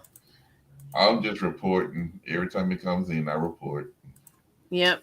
But I appreciate it. But so like I don't know. I know it would have been really cool to see exactly like the power play between the kids, to see maybe they had like a little battle royale in the OG series to see whose kids became the Charm Ones. I know that it would be hard for Paige because Paige had twin girls, but then they adopted little Henry. Remember? Yeah. They named him Little Henry because his mother was like gunned down or something, and so they ended up ended up taking him, and adopting him. And so which really is an inferiority complex if you think about it, because he's the only human besides his dad, that's in the adopted family. dad, that does not have power. All the girls have powers in the house. So that was probably, that's kind of what I think's happening on Superman and Lois between the twins with Jonathan and Jordan. Well, I'm gonna have to catch up. So I know we got stuff to talk about because last night's episode was there was some cool shit in that episode. And there's one thing I gotta talk about, but that's a whole that I'm gonna have to do my Superman and Lois review either tomorrow night, more than likely to be Saturday. I have a lot of voiceover stuff, and I don't know how the hell I'm gonna get it all done. So, especially when my voice sounds like this. I'm gonna catch up for real. But it's gonna be a thing. You want to talk? Go ahead. I was gonna say the whole thing with Diana, though, that would have been cool if it would have been one of the Charm kids. It would have been. So you want to talk about what season 5 would have been and the regrets? Yeah, I just want to make sure I got everything in the series finale because I mean we didn't see Baby Swan. I have a regret about that. Makes me. Swan was out getting her box done up by he was having fun. I'm done with you. We don't know the outcome of Safe Space. We don't know how Maggie and Jordan are going to pay for said apartment. because neither of them. Jordan, I know. Oh, I know how they're going Working to at pay a for law said firm, but apartment. I know how they're going to pay for said apartment. how? Kayla, you got your sketch pad? That no, we've already established she can't sketch shit. I'm gonna tell you why. I told you in the episode before the finale when her bus broke down. I mean, you've already established you can draw Paris and go into it. You can draw parts of a car that you need. Why do you need to call anybody? Why do you need your shit should never be broken? So, and I know it was magically interfered by Squeaky. Yes, that's what I'm calling her now. But again, Kayla, I love Kayla's character, but she's slow as hell. Like if I saw a woman that I look like a hit a woman, and then a tow truck comes and it's the same woman, I'm not eating anything. I'm not talking to her. I'm not doing anything with her because Squeaky obviously has got problems. And this is literally horror movie 101 logic. This is how you survive, especially as a minority, a POC person. You don't do that. You don't do any of that shit. So yeah, Kayla's slow. I'm like, she's slow. So no, they would not go to her for money because she would get it wrong. She would draw it and she would get it wrong. It'd be all counterfeit shit. Like they all going to jail. Look, we've already established in the CW universe as a whole that you don't have, if you lose your job, you don't have to worry about starving to death, being evicted, or anything because you don't need money. So I just answered my own question. You don't need cash to get the apartment. All you need to do is just go get it and just leave because because the manor is still sitting on that plot like I told you about. Look at Maria. They have money. No, they don't. Ray always gonna come back with you. That's fine. I love Ray, but Ray knows he's wrong. They don't have money, baby. Because if they had money, then they would have had money in seasons 2 and 3. Now I'm gonna say this. Now, in the OG Charm, they didn't have money. Piper was working. Phoebe was getting like freaking mortgages on the house just for the club, and Phoebe, so was Prue was donating her savings and stuff. Yeah. But in the reboot Charmed, Macy probably had savings because she was a scientist and maybe she didn't spend anything. You know, you get free rent living in the manor. Mel had a job, but she retconned her job, so she was no longer a joke. So she had no money if she was a bartender, and unless she was making them good tips, which I don't think she was not. And Maggie was a whole ass waitress. Remember, she was talking about trying to get a scholarship to pay for school because her mom was dead. So they really weren't doing well. And then season 2, they were supposedly dead, which means that their social security numbers did not work. Their identities were completely gone. They had nothing. Until season 3 when they came back alive. And then my whole issue is, and I'm gonna say this is something I wanted them, this is another thing for season 5 that I wish they would discuss. It's called identity fraud. So the identity fraud, these are real laws, people. If I pretended to be dead tomorrow and River cashed out on that check and then I came back from the dead. Now there's one thing we can say. Nobody got the money back in Hilltown. They didn't have no family. But this is my other problem. Why is no one questioning this? Why is no one saying, okay, number one, a house that supposedly blew up is now in Seattle and they're living in it. They're living on a lot they never paid for that somebody probably owns. I told you they use the glam dust. Look, glam dust only works for so damn long. As a matter of fact, when you see shots of their house now, it looks like they're in a whole ass neighborhood. How the hell did that happen? They were in a vacant lot. I know. I mean, did they move the house? Did they move it? Look, he said they did not have identified. No one cashed checks, Maria. I disagree, Ray, because Maggie was hired as the manager of Safe Space, so she was cashing checks in a name that was not actually her name. That is true. That kind of is true. I did forget about that. Your girl knows a lot about this because your girl is going through this with somebody who's actually doing it. So I know. I kind of forgot about that part. Yeah, Maggie did have she was an employee working for Safe Space. She did go by her fake let's name. not forget, Macy was working for Safe Space. Julian. Oh, Julian, yeah, because she was. Yep, she was doing research for him, and he was paying her. and was trying to get her on full time. But she did use her real first name, but not the last name. Yeah, her last name was Flores. I think all of them were going by Flores. So let's be clear. That is illegal. Then when you turn up all of a sudden alive, that better be a damn good spell because your ass going to jail. That is. They should have did what they should have did what Piper, Paige, and Phoebe did when they came around. Pretend to be blonde cousins. Now they're like, "You're too pretty. We need that screen time." I know, right? They were like, And what was so funny? No, what tickled me in season 8, the opening of season 8, when they were dead and Paige came, that bitch came in as Janice Dickens. I said, look at this bitch. Said, really? And then Piper and Phoebe took her to the kitchen like, Janice Dickens, really? Because Paige didn't have nobody over at her damn table. She was like, well, somebody had to be there for me because nobody noticed that I was Paige, you're not that light. Thank you. And I'm gonna get back. We're gonna talk about this because we love talking about charm, and this might be the last one we do for a long time. So I do believe that there's a certain level of magic that they have used that Harry reinforced that the elders use magic to make identities. That's fine. But I mean, on a mass level, that is really difficult because I can see casting a spell, but people in Hilltown should be like, what the hell? How are these girls alive in Seattle? You remember Maggie almost got caught when her and Jordan did go back in season 2. Yeah. When they went back to that party. Well, somebody did see her from the sorority. Yeah, maybe her cover got kind of blown then. Because that was my whole point is like, I never understood the logic behind them being able to support themselves. Because remember, in season 2, Maggie had to get the job because they couldn't buy food, but yet they were wearing $100 freaking Carmi like dresses and stuff. Now to be fair to that, they already had it up there in the closet. So I'm going to tell you this: one of the dresses that Maggie had on was actually from that year because I went and looked it up. I'm like, that was a new damn release. No, sir. $139. You can't afford to eat some French fries from the dress in a $140 damn dress. I don't think so, sir. No.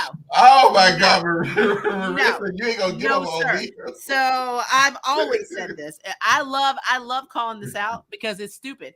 So like Maggie having that job with no social security card, no driver, or excuse me, they had the Doctor Who paper. People saw what they wanted to see, I guess. But the moment they all of a sudden were alive again, how was that explained? Because it actually became a news report. It would be one thing if they cast a spell like it never happened with Nico and they rewrote shit. It's a whole other thing when it actually makes social media. People are like, the girls are alive. I'm like, I can't handle this. My whole thing is they should have brought Lucy back for that damn one episode. When Maggie got caught, they should have brought, oh my God, Maggie, do you know how much we miss you here at the unit? You need to come in and get into the sorority, girl, because and then you be like, oh my God, yeah, you be like, Lucy, she was dead and you want her to come and pledge for sorority again? Really? I mean, what happened to that part? Ray, go back and watch season 2, baby. Because Mel was literally robbing the magic store because they couldn't afford ingredients. So, again, unless the house... But first of all, let's talk about the house, guys. I know we're going to get on the house. That literally the house followed them from Hilltown to Seattle, right? Because it missed them. But it let anybody in. Anybody could walk into the damn house and attack them, and the house did nothing. Like it did absolutely effing nothing. It didn't camouflage itself anymore. It didn't make itself invisible. It's just like, they alive. You come and do whatever the hell you want. I don't care. I'm like, wow, that house does not give 5 shits. I want to say something about the house. Whatever happened to the charm room that Marisol had for the 3? I've been asking that question. We've all been asking that question all season and last season and season 2. We have no idea why the sudden we can't go down to that damn that little, I forgot what they called it, but the room there's 2 rooms. There's one that had the secret compartment that had like the cool little weapons that Marisol had for them, and then there's that big tomb room that they were using. I know the big tomb room probably was but I don't know. I have no idea. I don't know why they couldn't use those weapons anymore. I mean, just because they didn't have powers, you know, that was useful as shit. Look, I'm gonna go and look at that interview because I want to find out why Mel Powers never came back. Because I think she was working on them for them to come back in the season finale, but that didn't. Well, the series finale, I should say. Yeah. But I mean, do y'all think they would have came back in season 5? Yeah, Jake said the magic rooms were gone, but I want to know why they were now, gone. I know that Big Tomb Room probably was on the plot where the house wasn't back in Hilltown. So that's probably why we won't get that again. But that room with the secret compartments, that was in another room in the house. It was on the same level. So this bot is persistent. It was persistent. I know. Somebody also got a really interesting hot box. You need to be talking about that hot box over here. Oh yeah, this hot box I see because they come back. But now, yeah, I don't know. But that's the thing I wonder. I mean, you could be right. It could be that the house decided to just leave that part of itself behind. But you would think that would not be the case. But again, I don't know. And if the magic room is still left behind in Hilltown, wouldn't people see it? I'm like, wouldn't it just be there? It would just be there. But then this goes back to the questions I always have, like Mel. When Mel decided to pull the Book of Shadows from earlier on in season 1, when she could have pulled it from the moment in season 2, right before it was destroyed, nobody would miss it. It would not mess with anything because it was going to be destroyed anyway. So all that's just strange to me. But I don't know why Mel was stealing when they got so much money, even for Wiccan supplies. So stupid, and I have to grant you it was stupid. Like I said, the CW's ability to portray people that are poor is interesting to me. Because I'm gonna tell you this: when Maria doesn't have cash, we're not going to Uber Eats. We're not going to the grocery store. We aren't getting Wiccan supplies. We ain't doing shit. We don't have nothing. You better hope there's some macaroni in there or some noodles and move on. So that's real life, and hope we have lights tomorrow.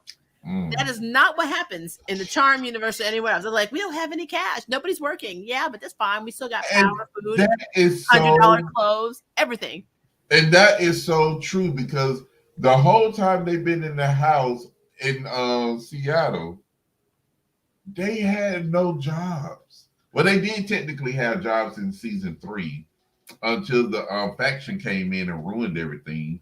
And they didn't have no jobs in season 4, so it's like, what the hell? How your lights are still on? How your water's still on? How you even cooking is the question. I mean, how are you not evicted? I don't get it because the house they can't get evicted because the house is in their name. So, but to be fair though, if they're not paying them, we don't know if the mortgage was paid off. I mean, Marisol was not rich, and she was married. She was divorced from Ray. He obviously wasn't helping pay the bills. She had 2 girls that she was helping, raise and support. Yes, at this point, Mel had she was a grad student and she had a job, and Maggie was working as a waitress, and they were getting around tuition and stuff because their mom worked there. They got a free ride at the school. But that does not mean she had enough money to pay off that house. We don't know that. It was not a family house like Halliwell Manor because their mother's from Puerto Rico. So that doesn't make any sense to me. But to be fair, she was an elder. So she probably used high level magic. But hold up. We don't know if the elder pays anything. All the elders had day jobs. I was going to say, yes, they did. I was going to say she used high level magic to, make it seem like the house probably was, completely theirs, that it was also paid for. So what you're saying is that the entire Marisol and Charm line are a bunch of liars when it comes to finances. They're fraudulent people. Basically. Well, I mean, that makes sense. I mean, Marisol taught her daughters to cheat, so why wouldn't she teach them to cheat, when it comes to finances? I get you. That tracks. I get you. The problem that Maria has is I love it when we have context. I love when we have continuity, and I love when people tell us, in the actual story. Don't just have me sitting here because I'm having this problem with Superman and Lois, guys. I still don't know how the fuck they pay anything because they don't run that farm. They don't do anything on that damn farm. Now that Kenny's watching it, he gonna see. You tell me one day they worked on that damn farm. How are they paying their bills? Nobody explained that shit to me. Sophie from damn Batwoman. How the hell was she gonna take Ryan out to dinner when she don't have a damn job and living off a credit card? I don't understand that. How would you be paying the credit card is the question. Huh? Well, she probably had one before she lost that job, but by I said, now, how would you be paying the credit card? She's not paying it. She waiting for it to go out and hoping that she can get sugar, you know. So Ryan, who somehow now has money and no longer living in the van, to pay her bills because she can't pay her bills. No, she lives in the back cave. That's what Ryan lives. I'm done with you. So she gets a free ride because she lives in the back cave. And look, I'm just talking about the fact that Sophie, I don't know how she still had that apartment, how she was still eating. She had one credit card she kept talking about, and that is it. No job to pay said credit card. After a while, they will turn her credit card off, and then she gonna be living in Ryan's old van. Like that's what's gonna happen. I was gonna say she'll have to live in Ryan's old van, but don't forget, Ryan actually had access to Bruce's mansion because the Batcave was up. Well, she does now, but remember when in season 2, when she was first in that van. How was she? That's when she couldn't get a job because of her record. Nobody knew. Because it's the CW. You don't gotta. In the real world, you would starve to death. I'll go look for a soup kitchen, and you would be walking because you had no cash to put stuff in your bag. Let's bring this back to charm, Kenny. Here we go. Hold on. I was gonna say Ryan went to find Michaela. Michaela drew her down engine, and she also drew her like 19 full cans of full canisters of gas. So she had enough gas to drive around, thanks to Kayla. I'm just saying. So you might be right, but what's really sad to me, if you really think about this, let's talk about Kayla. When we first met Michaela had quit her job. She sure did. She said, and her best friend even said, "How are you gonna pay back your student loans and your medical bills?" And she's like, "I don't know. Maybe I'll just freeload off you." That's basically what she told Bryn. She went from that point to parking at, the Vera Mansion and then going to the store and buying stuff and cooking stuff and getting all dolled up. How is she doing this with no money? She didn't have a job. Kayla never had an effing job the rest of season 4. Well, now you did make a great point. You made a great point doing that when we saw that. You said maybe she did have some savings after that job, maybe that she put to the side. We don't know how long she worked at that job. She may have been there for like maybe 3 to 4 years. But she could have, saved up enough. She got income taxes. A lot of people do say they income taxes, so you never know. So you did make that great point. Like she could have been the only one that saved some money, and she had. Yeah, that's true. But then the other thing I thought about, and this is just real life talk, okay? Only through experience. I only try to say things I can relate to, so I can always talk about that stuff. And they just right about that too. So, and I'll talk about this coming in a minute. So, again, my mother died from cancer. My previous spouse died from cancer, and my dad just died from cancer. All cancer. Cancer is effing expensive. I cannot stress to you. It is not just the hospitals. It is literally everything.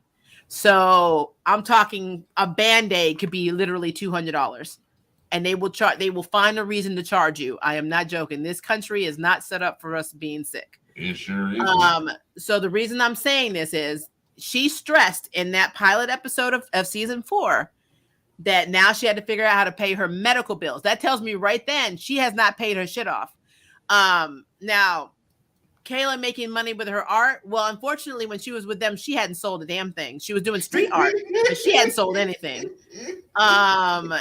Ray said Kayla's parents took care of her and she made money from odd jobs. No, you're speculating. We don't know what her parents had.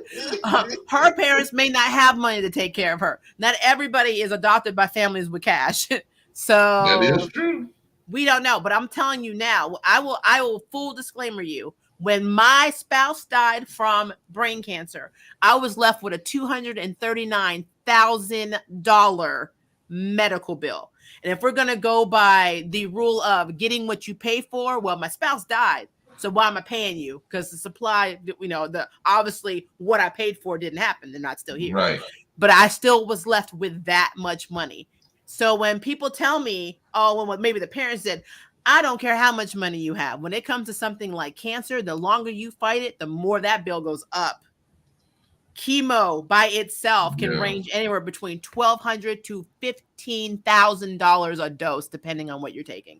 So I'm telling you, That don't track with me. I'm sorry. I don't care unless her parents were billionaires or part of the 1%. No, there's no reason for her to even bring that up in conversation that she didn't know how to pay her Read head what with. Mercenary said. What? The Chalmers are friends with Chuck from Supernatural. You wrote away that money trouble. That's, you know what, Mercenary, that's the best explanation I've had on this whole situation. But yeah, that's the thing. Depending on where you are and what country you grew up in, if you're poor and immigrant, there are so much more grant money than a regular citizen. I work in healthcare. There are more for grants. It also goes by area, but I'm telling you, cancer is a beast. And it doesn't matter if you're getting a specialty drug. Like one of the drugs that we have for brain cancer was Temodar. Temodar was $3,300 a dose, and it was taken daily. And my spouse took it for 36 months. So when I tell you that I got experience in this game, I got experience. And don't get me started on clinical trials, because a lot of insurances do not cover that. A lot of grants do not cover that. We did a lot of out of pocket. When it comes to, you know, being healthy in this country, you better stay healthy, because if you get sick, they ain't taking care of you. My mother died from leukemia. She had AML, and so she had the most aggressive type. And I'm telling you, that's just, like, I know that Kayla didn't have AML because AML is very hard to treat. So she did not have AML, but leukemia is another very, very expensive cancer, especially if you need platelet donations.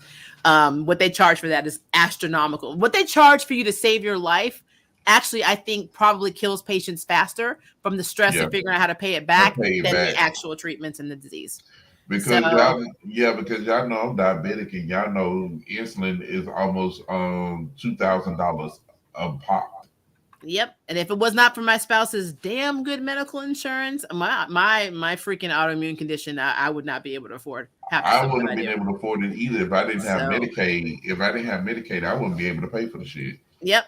So, and like I said, I agree with Medicare and Medicaid to a point, but remember, there are some things that even Medicaid and Medicare will not cover with cancer. Yeah. I know this for a fact.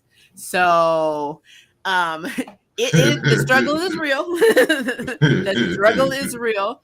And as for one of my very annoying nonprofit jobs, I worked for the National Kidney Foundation. So I used to call insurance carriers, and I used to call, especially if you were trying to get a transplant, and you have no idea how effed up insurance actually is until you really need something serious.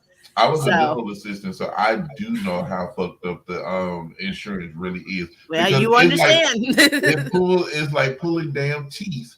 I remember one person had to have a transplant done. They actually found a donor, and then they had to have a committee vote on the viability of said donor, and then whether or not they would be able to pay back, the cost of the surgery, and versus what the insurance agreed to pay for. And I mean, that is where we live. So again, with Kayla, it is really hard for me to believe that girl had money. I'm sorry. So we're just not going to agree on this, right? I call bullshit on that whole situation. Go ahead. It's a thing. I like when Ray said it depends really if you intend to pay the bills and care about your credit score. Here in Tennessee, and you can look this up, sometimes if you can't pay up front, they won't even do it. They will not do the procedure. So unless you're admitted into the emergency room and you're dying, and even then it depends on what it is, they will not do it. Oh, we live in a great country. So yeah. Like I said, our healthcare should be a basic human right. It's not. It's one of the most profitable things on the planet in terms of the United States anyway. They love us when we're sick. It's just what it is. So yeah, that was my main thing. So let's just get off that, because I already know that that's my stance. It doesn't make sense. They don't have any damn money. I don't care what anybody says. They didn't have any damn money. The CW is their bank account, and they just that's what. No, Chase. Mercenary just told us Chuck is the one that funded them all the money, so they have no money. I mean, honestly, that's probably the best explanation I got on that situation. It's Chuck. That's what it is. I like what happened to Harry's job. He has no job. He's dead. Remember? He was living with them. He could have gone back to Hilltown and worked, but he didn't. I don't know why. Hey, that's my point. They should have went back to Hilltown. I don't know why they stayed in Seattle. They could have went back to Hilltown They at could have least. gone anywhere with the command center. They could have literally gone anywhere. Oh Like yeah, so said, I want to try living like Celeste. Celeste was in the what, Maldives? She was like, I'm living my best life. and see what was so funny was they had the original Book of Shadows back. They could have attached the command center to the damn house and went back to damn Hilltown or wherever they wanted to go. I'm just saying. Yeah. So like I really feel like I'm never gonna get the answer in season 5 for that. I'm just not. Nobody's gonna ever explain to me the whole money situation. So, because like Mela hasn't even been to work as a professor in a long time. She was trying to be tenure. Remember? We just know she was doing her hot girl. Like she was literally, and I know they're saying hot girl summer, but I mean, a lot of teachers still work, during the summer in college. So I don't know. I don't know how. I do not know how they're making money. I just don't know. Her box was too hot, so she needed. I mean, look, when I have to work, I have to work. I can't just be like, I don't have to work. I'm gonna take the same cash anyway. It's completely okay. That's not how it works. So I don't know. All right, so season 5. The things that I really wanted, and these are my regrets. I really wanted, especially since I knew that I think the character's name was Chochi, whatever. Ray's informant friend. When we learned that was Nico, I really thought that that's where we were heading because they were making Roxy go to sleep for 7 years. She's out the game for 7 years. So of course Mel needs her fill-in lover. So I really thought we were going to have Nico come back into her life. I thought that was the plan. That's what we were doing. But that's gone to shit. So the writers informed that the day we found out Charmed was canceled, they told us that on Twitter. That was the first thing they said. Yep. I would have loved to have seen what the plan was for that. How were they going to incorporate her into the story? I would think we would have got it in season 5. And so do you think that she worked with Ray because, I mean, obviously Ray Vera, did she knew that was Mel's dad? I'm quite sure she did because, even though Ray was always, traversing the world and stealing from everybody, I'm quite sure she knew. I mean, Mel could not be with her for years and not tell her who her dad was. True. That is very true. But that's something I really wish they had resolved to have Nico, because Nico got no closure whatsoever. Nico, I always see her still sitting in that damn cafe at that table watching. The last time we saw her is when Mel was when they were standing at the bus stop, and Mel was standing on the side of the bus, and Nico saw her, and she had on that bracelet to keep the ring. Yeah, she was sitting at that outdoor cafe by the bus stop. And then the buses went past, and Mel was gone, and she was looking around like. And I'm like, how did Mel even teleport? Because she didn't. She probably froze it and then left, and then it unfroze. Yeah, she was gone. I'm hoping that at that time it wore off, and she went, or maybe she was hiding around the corner, like. But see, remember, Nico was she was protected from magic, so she saw that. So true. Well, okay, so this is what really happened, Kenny. Mel jumped on the side of the bus and held on. Now I can believe. And it drove. I can believe that. I can believe that. I can believe that. That is so funny. Harry was like, she was like, Harry. He was like, hell no. Harry's like, I don't want to talk about this shit. But no, like that to me, that's really funny. I'm sorry, that was funny as shit. But that was. Now I want to say one thing. What I was hoping for. Now we are not going to talk about the obvious thing, which is the Charmed multi-universe. Everybody really wanted that, so we're not going to talk about that. Which is weird because Charmed really, I mean, I know they have a comic book, but they are not a comic book. They are, the multiverse you see more in like Marvel or DC or another comic book universe.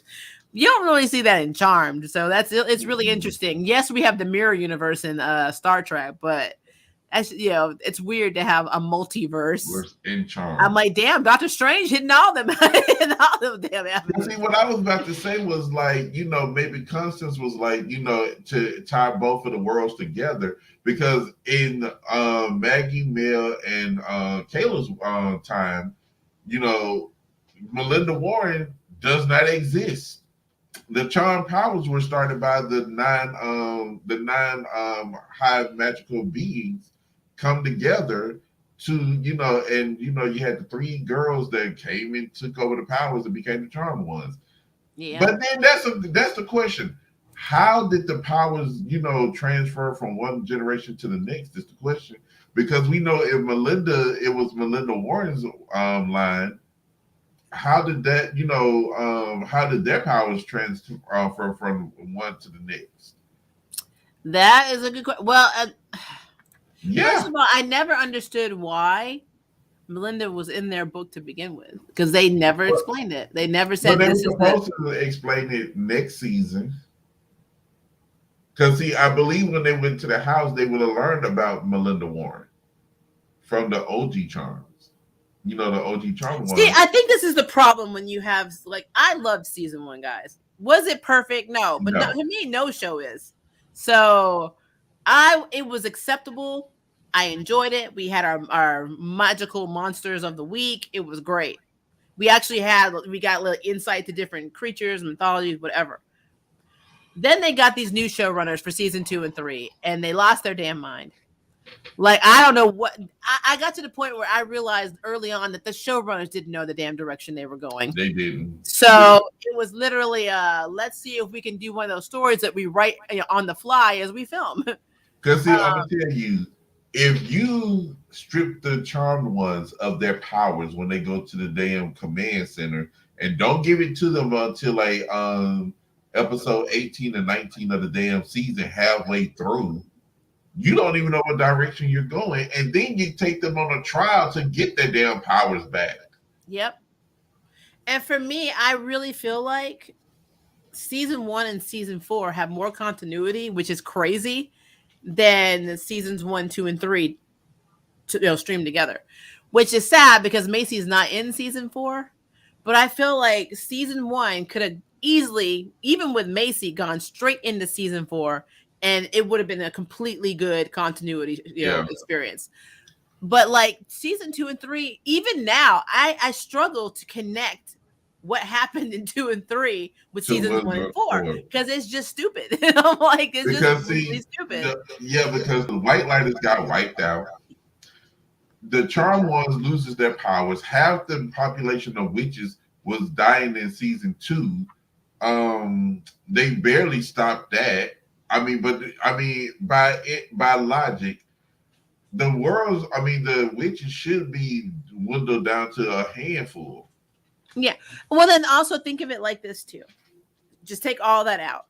They took characters that they established in season 1, and when the new showrunners got a hold of them, they acted like these were not their character traits. Like, there's no universe where Nico would stop investigating Mel. Nope. Would stop investigating what happened at that house. Her nature, even take out their romantic connection, she needs to know what happens. So the fact that she did not even try and find Mel or the girls, she did not try to see who attacked them and blew up their house or any of that, was completely freaking unbelievable. And then to top that off, you had Jada. Jada is half white lighter. Oh my God. And she's still the only white lighter. She's still the only white lighter. And my thing is, besides Harry at the time, she was the only, Harry and then the one that split that was in the mental ward were the only white lighters left. And then, of course, you had, our wonderful elder. But like, my problem is that being half white lighter, when the shit went down with the white lighters, why did it not affect Jada being a half white lighter? And why didn't they know about it or think about it? Because they knew that Jada was half white lighter. See, the thing is with that, because, witches and white lighters aren't supposed to mingle because white lighters are technically dead. And, Jada stayed up under the radar, I guess. But like you said, maybe we don't know. Maybe Jada is dead because when the elders died, maybe the white lighter side of her, was connected to it. Maybe she did die.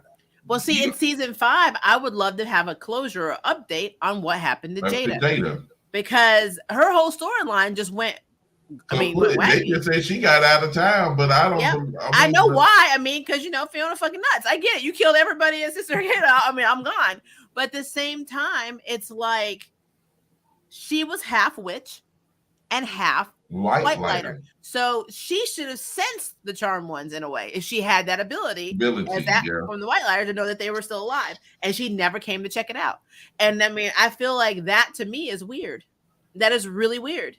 Like that's what I mean by characters that have like certain natures about them that were established in season 1, and in season 2 or 3, it's like, oh well, they don't even have them. That didn't matter. Yeah. So I've always said that myself. Like Jada should have came back. Jada should have came back in damn season 2. Yeah, she should have been at the command center in season 2. Because she can or so she would have been there. Yep. And I mean. And she had a connection with Mel. So she should have been able to see if she was, especially, there's no way she didn't hear the sisters died in the house. She should have been able to hear that. That's why the magical world should have been buzzing about this shit. Well, we got to also remember the stupid showrunners had the damn witches going into hiding too. So they probably didn't even hear what was going on, because when they got to the command center, the whole board was lit up with red. They don't even know what that was. So, I mean, witches were going into hiding all over the place thanks to the damn demons. And then we didn't even get demons in season 3 because the humans was the one that's the big bad at that point. So it's just like, what was they? Don't get me wrong. I do love some aspects of season 3 because it did give us Maggie's inception power. And when she was pissed off at Ray and Mel for keeping secrets from her about, her being, Ray's child. Not being Ray's child, yeah. Well, not being Ray's child. Yeah. I mean, she was so damn angry that her energy just went on to them 2 police officers and just I was like, and and that's cool. Like I said, I'm not saying that there weren't little nuggets here and there, but they weren't enough, because my problem is continuity wise, they were contradicting themselves in season 2 and season 3. I hated how the whole storyline with Abigail, right? And I will say this to the grave, guys. It always kills me when I do. I always call out this other show, Motherland Fort Salem, because there's a character that technically you can compare to the character Scylla in Motherland Fort Salem. But in that show, this character was a terrorist at one point and actually killed 1,601 people. But they wrote her off because she's cute and a lesbian and she's with Rael. Abigail, she killed a few witches and they're like, oh my God, she's an evil bitch. And I'm like, they treated her so freaking badly. And, and what was so now Macy was the only one that really wanted to try to help her in the beginning when she first found out who she was. Well, you know what happened though, and this is something that they never talked about in any of the seasons.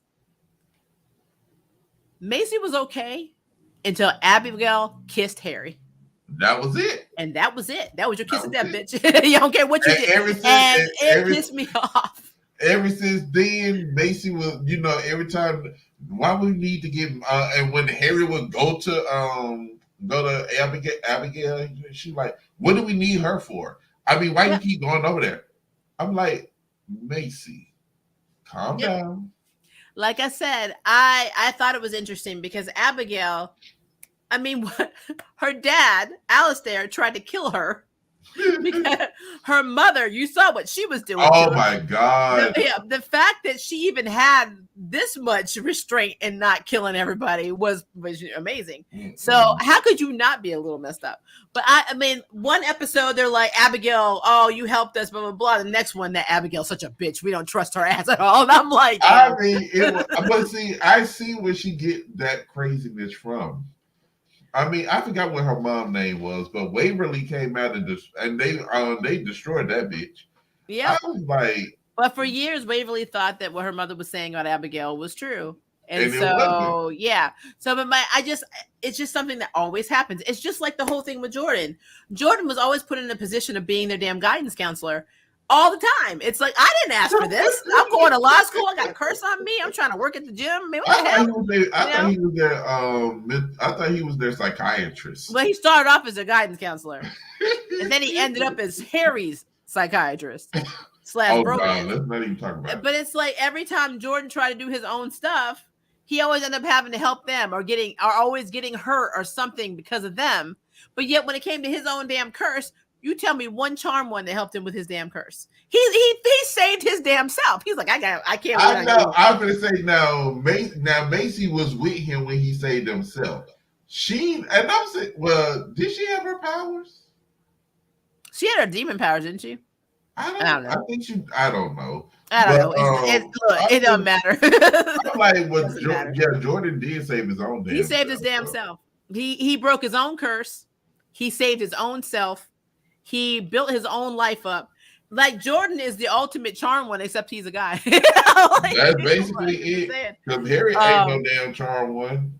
Yep. To be honest, if I could compare Jordan to anybody in the OG series, besides Daryl, I think if he had to be a charm, he would definitely be Prue. I miss Daryl.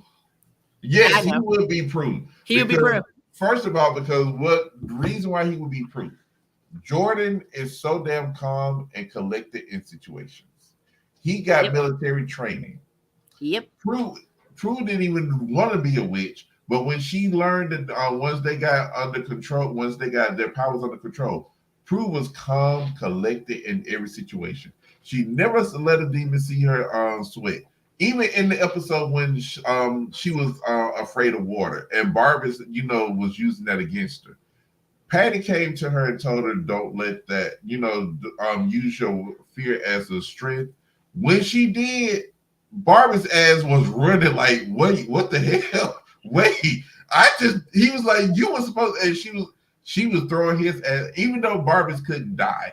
But, I was just like, that's my girl. That's how Jordan is. If he would have had the telekinesis, he would have been. He would have improved. He would OP his shit.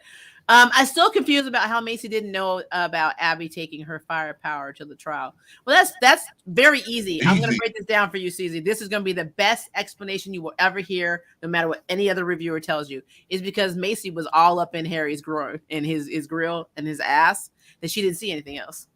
That's it. Everything was hyper focused Harry. So that's it.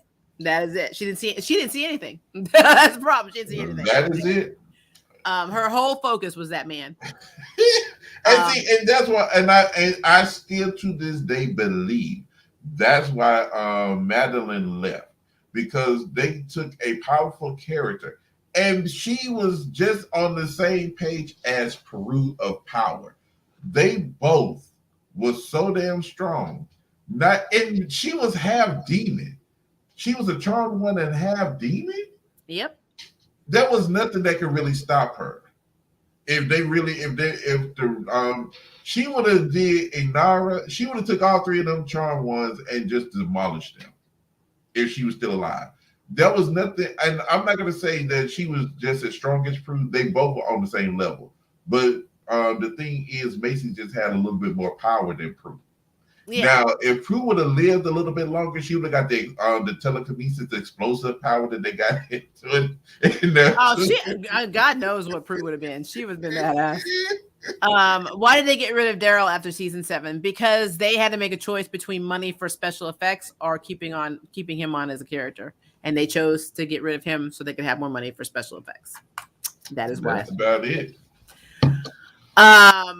Okay, so I'm trying to look through your comments too, but we're still talking about season 5 too. So if you guys have something that you want to talk about, this will regret. But you already know a couple of mine, especially the whole thing with Jada and the Nico closure. I really wanted that to happen. Mine would have been the Power 3 situation. How would it have looked? Because this is the thing. We all know the Power 3 for the OG charm was spells. Yep. They didn't have no, Kamehameha beam and, moon crescent, the crescent beam and all of that. They had spells. Was they going to retcon that beam and turn everything into spells? That's what I would want to know. I would love to have season 5 actually go back to the season 1 formula of the creature or magic creature of the week, because the one thing I always felt like that happened with this that was stupid is that they made everything focus on the big baddie. And so I think that's what Constance wanted, but then there was a downside to that because when you focus on the big baddie, it doesn't give you time enough to, build it up. Yeah. And then now, I'm gonna say this: if COVID probably never would have happened, maybe it would have kind of steered in a better direction. Maybe. I'm just giving. That's what I showrunners said. were stupid with or without COVID, and be honest with you, but I mean, maybe season 2 was going downhill until they got the Power 3 back, and when they got the Power 3 back, it seemed like the showrunners just didn't, because Macy had like. Okay, so let's stop there. That you make a very valid point, and this is something that I also think should have been addressed in season 5. When you have the power of 3, the power of 3 makes you stronger, so you're supposed to be more together. But what ended up happening is they ended up splitting the girls up all the damn time. So they all had their little adventures. Harry was off screwing around with Harry, or Macy was off with Harry all the damn time. Mel was in her feelings. And then you had Maggie, who was just a mess, having anxiety attacks, having all kinds of shit. And they all did their own little thing. And they would come home at the end of the day and be like, what's up with you? Nothing. And that was not bonding time. There was never bonding time. The only time that Macy and Mel and Maggie had real, and I'm talking real bonding time, when the day was she the died. episode she was freaking dying in. And see, I'm like, that is a damn shame. And see, and this is the thing. OG Charmed, they always had a sisterly moment. Every single episode. Now, they have their own adventures. Don't get me wrong. They had split up and had their own adventures. You'll have, now, Prue will go off by her damn self and leave Phoebe and Piper to do something. Prue will either go with Phoebe or Piper. It was always one of the other two. And then they all would meet up together. But in this one, you got Maggie going by herself. You got Prue. Damn Prue. You got Macy going by her damn self. Then you got Phoebe going by Piper. Correction. Going by herself. Macy was going with Harry. And I just she was not going by herself. She was with Harry. I mean Mel. Well, yeah, that's right. You got Maggie going off with Harry. Macy going off with Harry. You got Mel going off to try to fix her hot box. You got Maggie over here crying over every single little thing. And when it was time for them to come together, they did have the power of 3, but I don't think it was strong enough. And not in the beginning, it was strong. But I guess throughout the season 2 and 3, it wasn't as strong because their bond wasn't strong. Like in season 4, when we saw them a couple of times saying power of 3, and it's like, oh, we actually gonna see it now? Because it's like it almost seems like because I was like, what is it gonna be? Because without Macy, what is it gonna would they be doing this again? Okay, so hear me out, Kenny. Tell me if you believe this is true. The power of 3 has to be charged with a phone charger or like a wall charger. And that's why they can't use it all the time. They forgot to put the charger in at night. That's what it felt like to me. It's like, did we charge it last night? No, shit. Okay, let's just use use your Elsa powers, Mel. I'll use my suction powers. I was saying this. You remember in season 2, right after they got the power 3 back, they had that whole, they had the whole swarm of bee demons, right? Yeah. They was out there in the parking lot. The next thing you know, here come the bee demons, power 3, and whatever, however they say it, and they killed everybody. Yep. I was like, well, damn. But we ain't seen that in season 4. Nope. Now in season 4, I will say they got better with spells. Like, hell, at one point it seems like Mel was rapping. I was like, okay, girl. But 2 and 3, we didn't see that, which always rubbed me the wrong way. Case in point, you're telling me you don't have powers at all. You're completely weak. But yet in season 4, you guys were like popping out. Like not even them. Anybody seemed to be able to cast a spell. Like anybody can cast a spell. So then if you are sitting there and you don't have your powers, but you're still a witch and you're still magical, why can't you just write a spell to do what you want to do? With or without your active powers and the power of 3. And that's the point. I don't understand that. They still had they didn't have active powers, but they had the power to make potions and cast spells. Why weren't they doing that? I guess, and then what made it so bad, Macy was always griping about that. Yep. Why aren't y'all doing your share? I'm always out here on the front line. And Mel could, like Mel said, we're doing our part too. if you were really doing your part, you would have made the damn potions. Because when Phoebe didn't have no damn powers, Phoebe was still out there. Who the hell? Oh my gosh. Child, the fire truck is out here. Kenny, stop burning shit down. I told you about this. No, they ain't coming to my house. They ain't coming to mine. It might be my neighbor. He always having seizures, and I guess his girlfriend called them. I don't know. Well, hopefully they'll be all right. But hopefully, yeah, but yeah, I'm just sitting here like that was the main point. Is like the point is the power of 3, Kenny, had to be charged.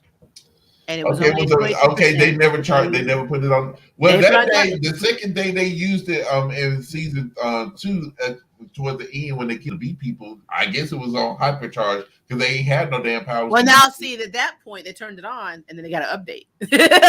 So like my phone does. So I'm convinced that the power of 3 in this universe has to be charged in the wall with a wall charger. I want to know. See, this is what I want them to do. If they would have had a season 5, they should have bring back the damn elders, or established a new set of elders. Yeah, and then not only that, will it be white lighters or will it be witches? I prefer the white lighters. You know what? I kind of felt this is what I was gonna say earlier. When we compared the bar to P3, I think I disagree a little bit. Okay. I think that actually I would compare Magic School to the bar. Yes, because they needed Magic School, and magical creatures need Roxy's magical bar. It's very exclusive. You can't get in. P3, anybody can walk through the door, but you can't walk through the door without an invite to Blue Camellia. So I think that the bar is pretty much their version of Magic School. But for me, I think it'd be cool to have Magic School, to actually have a Magic School in season 5. We're all magical, not just witches. We're all magical creatures went to school together. That would have been cool. And then have Mel teach there. That would have been perfect. I would have liked that. I would have loved that. I would have loved that. Yeah. But I still want to know. I mean, with Maggie, why would they get their powers back though? Their first powers that made them charming. I don't understand it.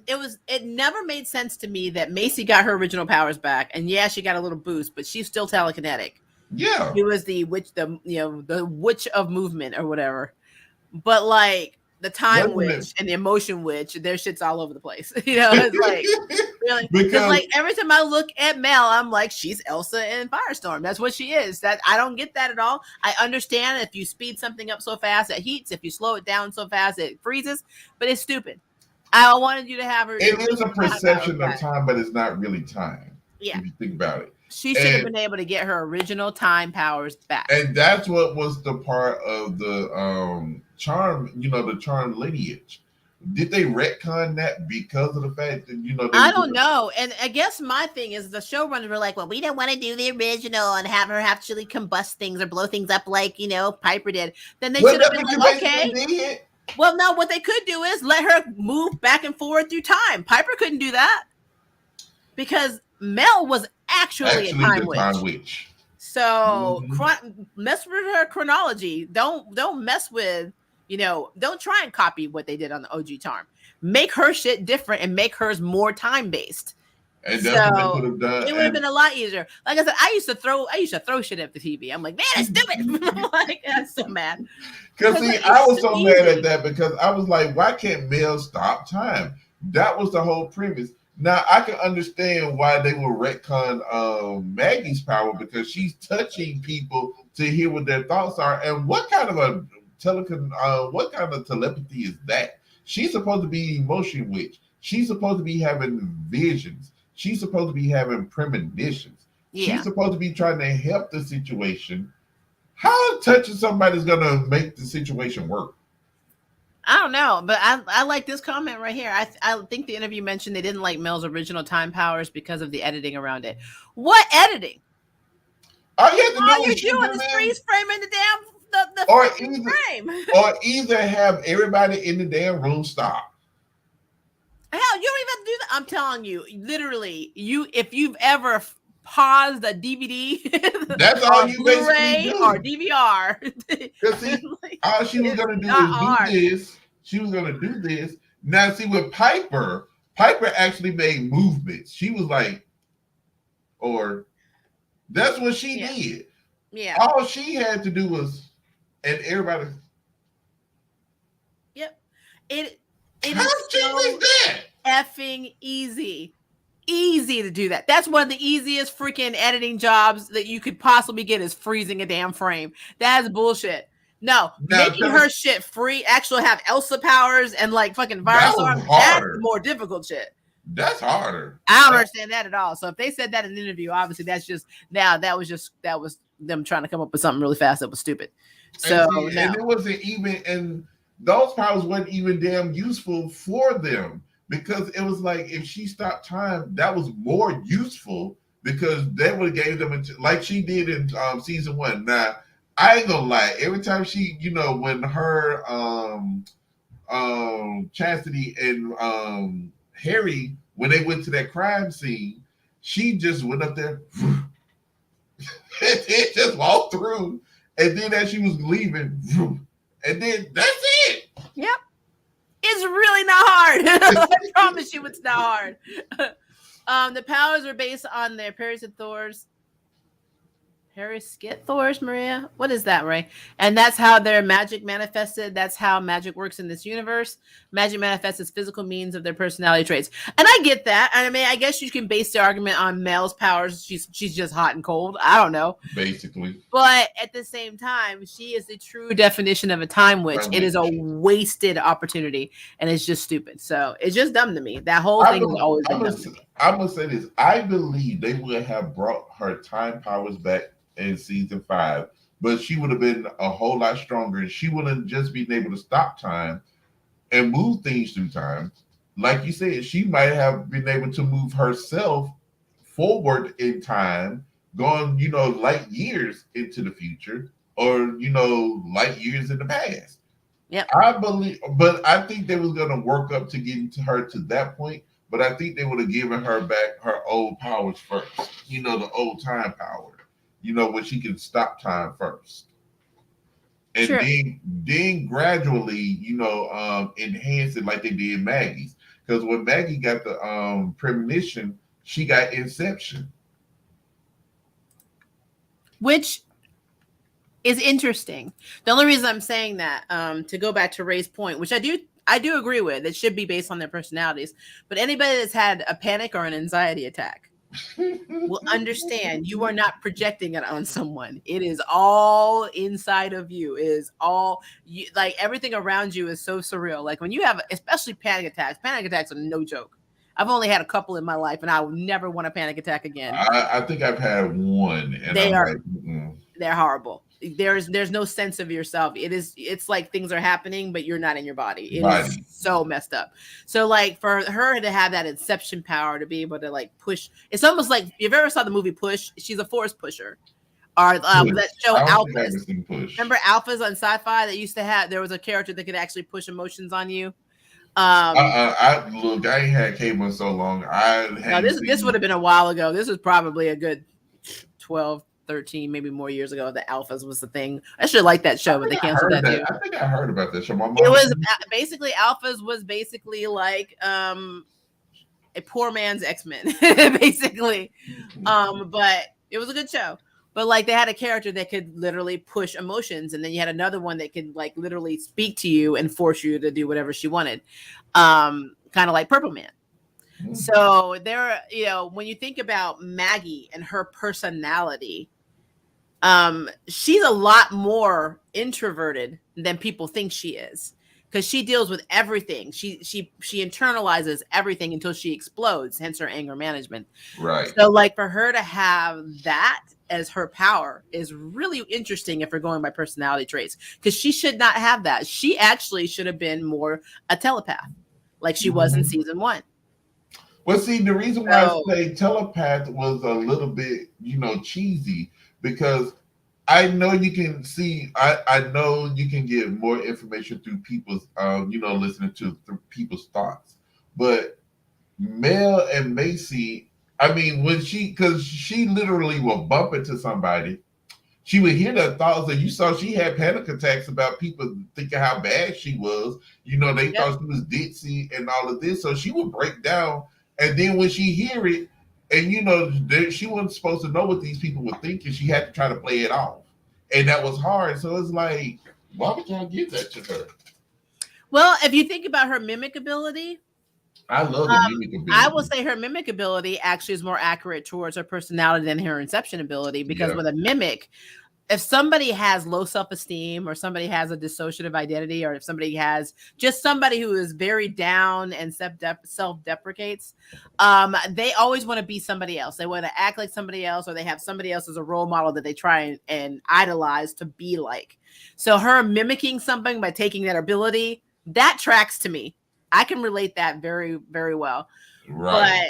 But the one that bothers me, it's not a bad power, it's a cool power, but the inception thing just bothers me, because you're pushing your emotions on someone.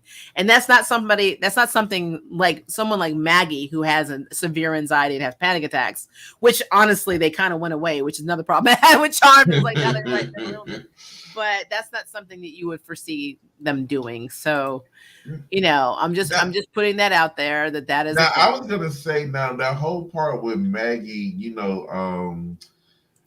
I mean, because see, Phoebe, now she was the counterpart to Phoebe, because Phoebe basically, couldn't, she had no active power, and levitation really did not go with her.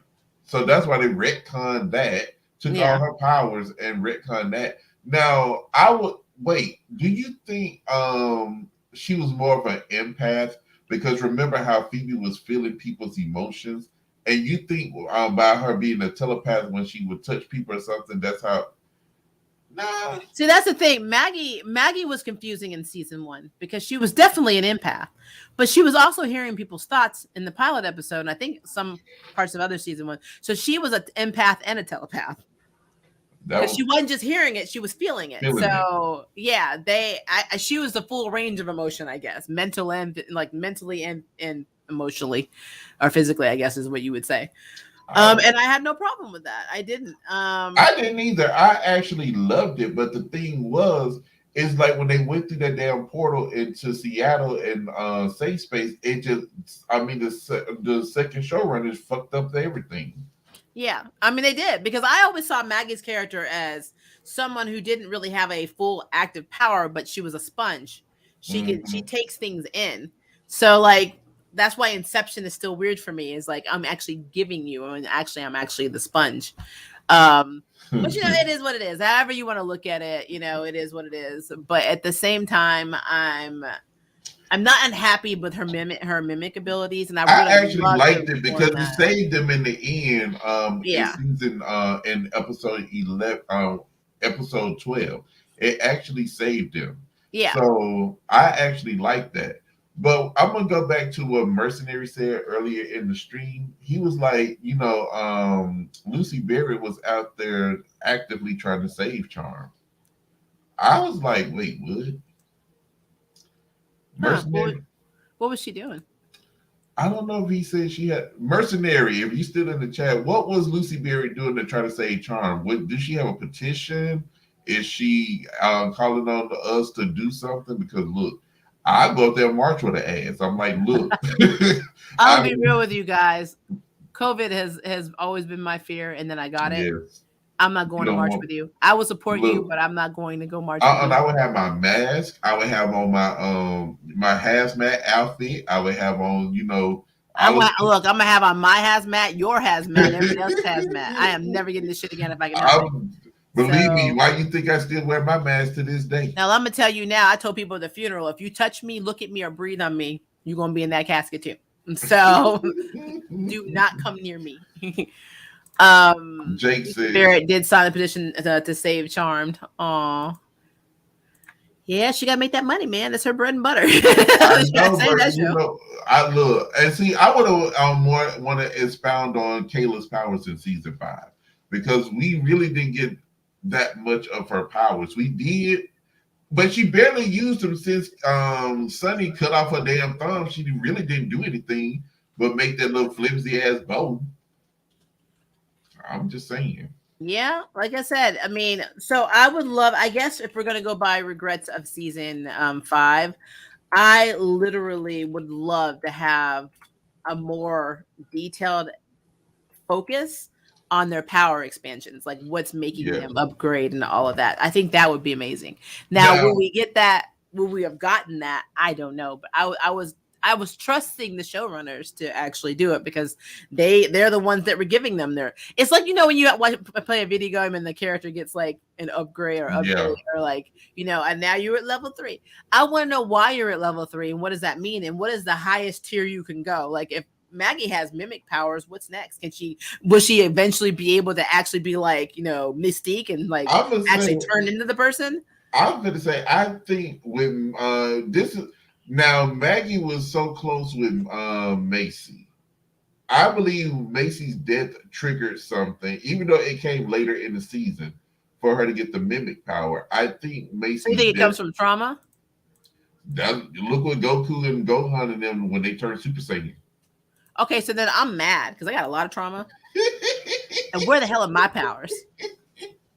Child, do you know we both got a lot of mean, trouble? I've been looking for my Super Saiyan damn powers and I ain't got them yet. I'm gonna tell you this: these last few months have been rough. I want to know Oh, where my I damn know. powers Trust are. me, I was there with you. I know, and it has been bad. Look, they don't know half the shit I'm going through on this channel right now because I'm trying to keep No, everything on the download till everything's over, and then maybe over I'll be a with. little bit more. Maybe I'll share a little bit more. But now, your girl going through it. I think I should be rewarded with kick-ass powers. That's what I think. Look, I want to be a hybrid of Rogue and Jean Grey with the Phoenix Force. I've always wanted teleportation because I don't want to I have to did drive too. anywhere. I just want did to too. be like, Maria, where you at? Behind you, bitch. I've always either wanted teleportation or either flight.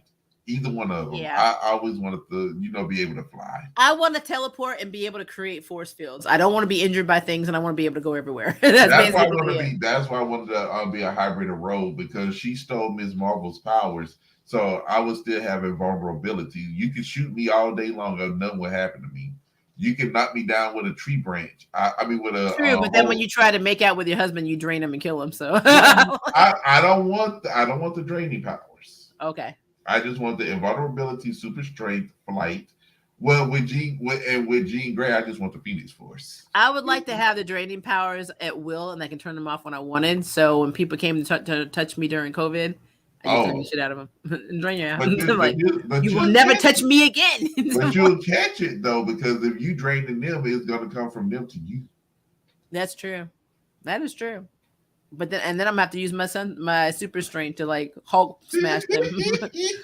I'm not playing around with COVID. I need people to respect. I'm telling y'all, I've been trying to tell people that shit ain't no joke. I mean, I was so hurt. My brother gave it to me. I was so hurt. I was like, I made it from 2019 with no incident. You came in my house and one day I got COVID. I'm like, one day. I'm telling y'all that shit ain't no joke. And I caught it in the beginning. I caught it at the beginning when there was no vaccines, no medication. And that's messed up and dangerous. And I have mad respect for you, but I'm telling you, I took an antiviral that it got emergency released by the FDA. So if I see you on one of those commercials that you or one of your friends take this pill and now you have 5 heads or died, like I'm gonna be mad as hell. I'm gonna be mad as hell. Because, like, look, it's bad when you when you call the pharmacy and you say, is this a side effect? And they're like, well, we don't really know all the side effects. I'm like, well, damn. Hold on. Let me address Ray on that one. Ray, you're technically right. But once Rogue did steal those powers, they never went back to Carol. They became Rogues. Rogue had them for God knows how long. They was a part of her now. When Carol why don't you just do a happy medium and have Monica Rambeau's powers? There you go. No. Why not? She, at some point, she actually. I want to fly. When I'm ready to fight, if somebody come in, I want to do what Cell did to Mr. Satan. Mr. Satan came up and started fighting him and all like this. And you need to look up Monica Rambeau's powers. I think you underestimated that girl. Monica Rambeau. What's she's a part of? Same universe. She's actually another version of Captain Marvel, and she's actually had a lot of different names, actually. But her powers are pretty OP. You need to look up Monica Rambeau. Is she? Let's see. Energy absorption, generation, and manipulation, ability to travel at speeds up to the speed of light while in energy form, convert her body into any form of energy and electromagnetic spectrum. And oh, damn, that is OP. Oh, she OP as hell. That is damn OP. She's gonna be in the new Captain Marvel movie with Carol. So I would like to watch the Miss Marvel movie. Oh, yeah, yeah, you're right. She was also in WandaVision. So if you saw WandaVision, Monica was in it. Oh wait, is it still on Hulu? It's on Disney Plus. I thought I saw WandaVision on Hulu. No, WandaVision's exclusively Disney Plus because that's where their contract, Marvel's contract is with. It was not going to be on Hulu. Oh. Now Hulu has Disney Plus in like a little package deal because we get our Disney Plus through Hulu, but it's Disney Plus. Because I thought I saw, I thought it. You probably saw Disney Plus, because if you have Disney Plus as an option, it'll show you all the shows, but it's still Disney Plus. You just can get through it through Hulu. That's what I was thinking because I know I could have sworn when it first came out, I thought I saw WandaVision on Hulu because I wanted to watch it, but look, me and Carlos ended up starting watching scary movies. I mean, that's what I do in my house. So you want to you want to have a good time, just put it on Tubi, the free one that has the commercials, and put on all the scary movies. It is funny as hell. It's right when somebody's about to get an axe in their head, a commercial will pop up. No. Now, what I do like about on here is when they give us all the commercials in the beginning. And once they give us all of our commercials here, we don't have to worry about anything else at that point in time. So if y'all want to know what I'm doing, I'm over here trying to get into my Hulu so I can see. Because I'm curious. I was thinking. But when they give us all our commercials at the beginning, and then when we get to, we then never got to watch. Now, there's certain movies when we get to the good part, and, we thought the ads and stuff were gone. It's like 3 and 4 that will pop up. Like, wait. Yeah, it depends. Some of them let you do that. Like I pay for ad free, so because sometimes they really, except for Tubi, because Tubi's free and I don't have, you don't need a subscription. Oh yeah, but see, I want to be able to watch Tubi on my PlayStation, but you can't. I don't know if they have. Nintendo's weird. Like it depends on who lets what app install. But I have a smart TV, so it's on my Samsung TV. So and then my brother has a Vizio. So we're over here talking about our lives, guys. I'm sorry. You came here. This is what me and Kenny do. We get too real, and then we start getting comfortable, and then we're like, it's almost 2.5 hours. You still got my time. But but no, I mean, I realize that this is literally it. This is our last. It's really hard to have our last Charmed. Like it is, and I'm so mad. Very surreal. Like it's very surreal. Like I never thought we would ever like have this moment. No, because I thought we would at least get to season 7. I would at least. No, I didn't think we were gonna make season 7, but I thought we were definitely gonna make it to 5. I thought we were gonna do at least 5 years out of this, but we didn't. I was thinking that we was gonna definitely get. I at least thought we was gonna get 7. The reason why I thought 7 is because the way it was going. After season 4, I was like, oh, they're gonna get 2 more seasons after this. And then they were like, canceled. but what's his name? The new guy that started on Tuesday. What's his name? The new guy that started on. What are you talking about? The new show. What? Okay. You're gonna have to be more specific. Tom Swift? It's Tom Swift, that's him. But that's the new guy. how in the hell Did he skate through the deletion?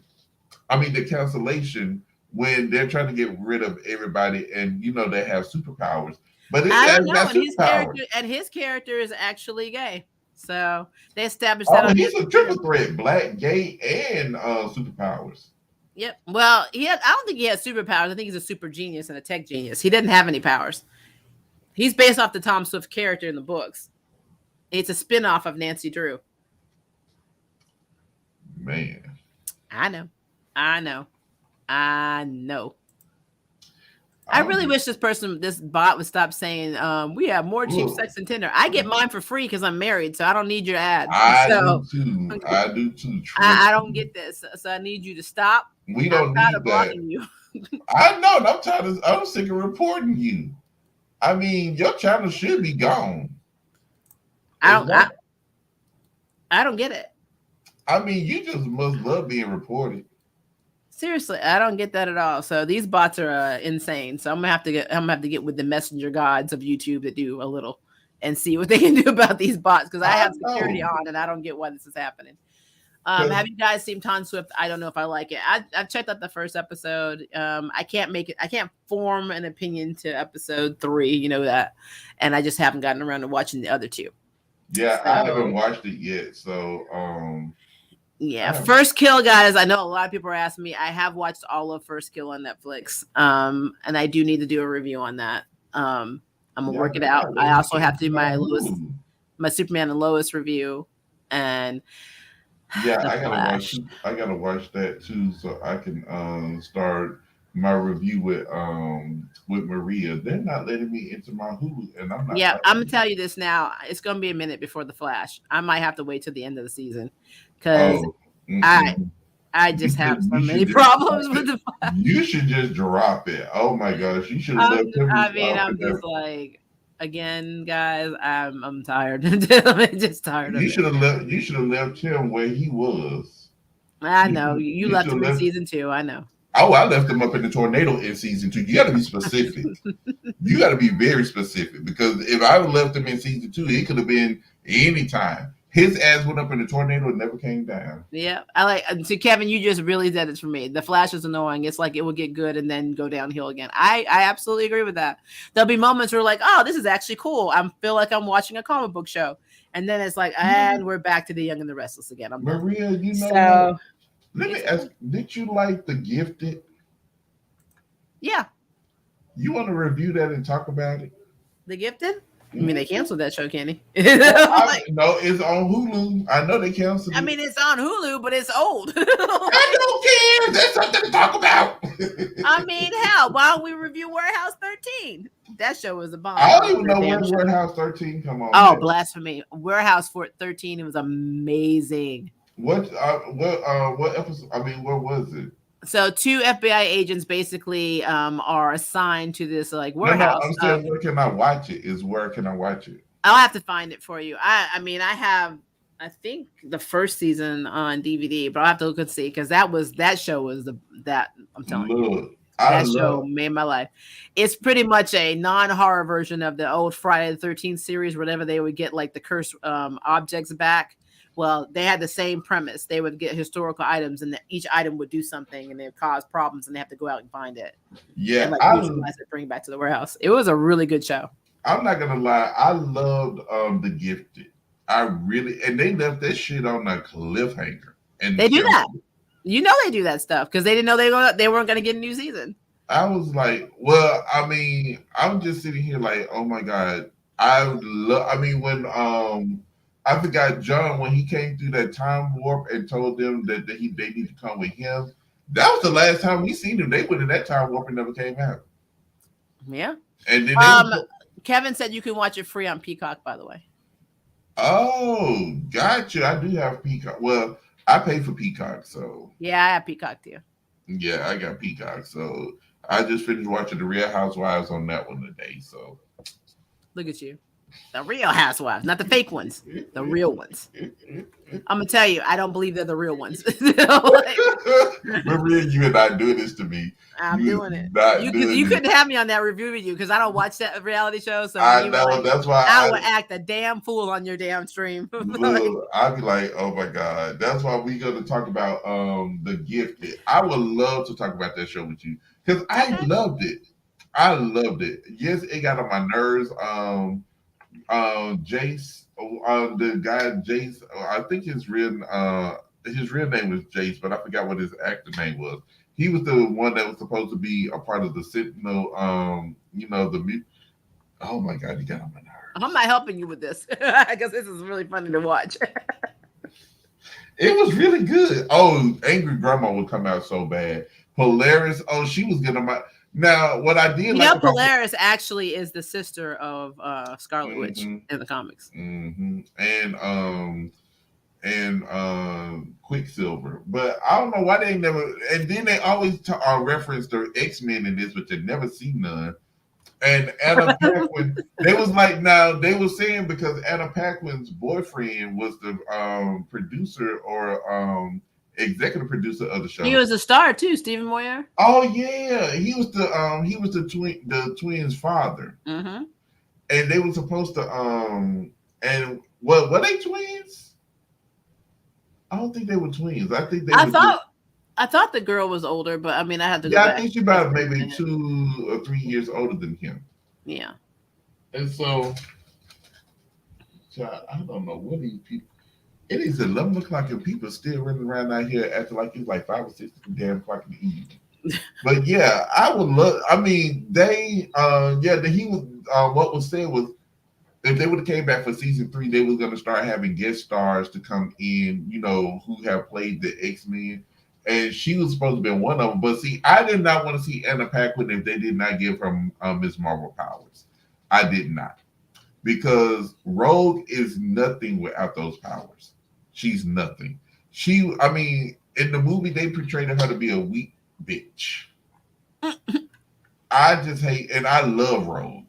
Rogue is my favorite.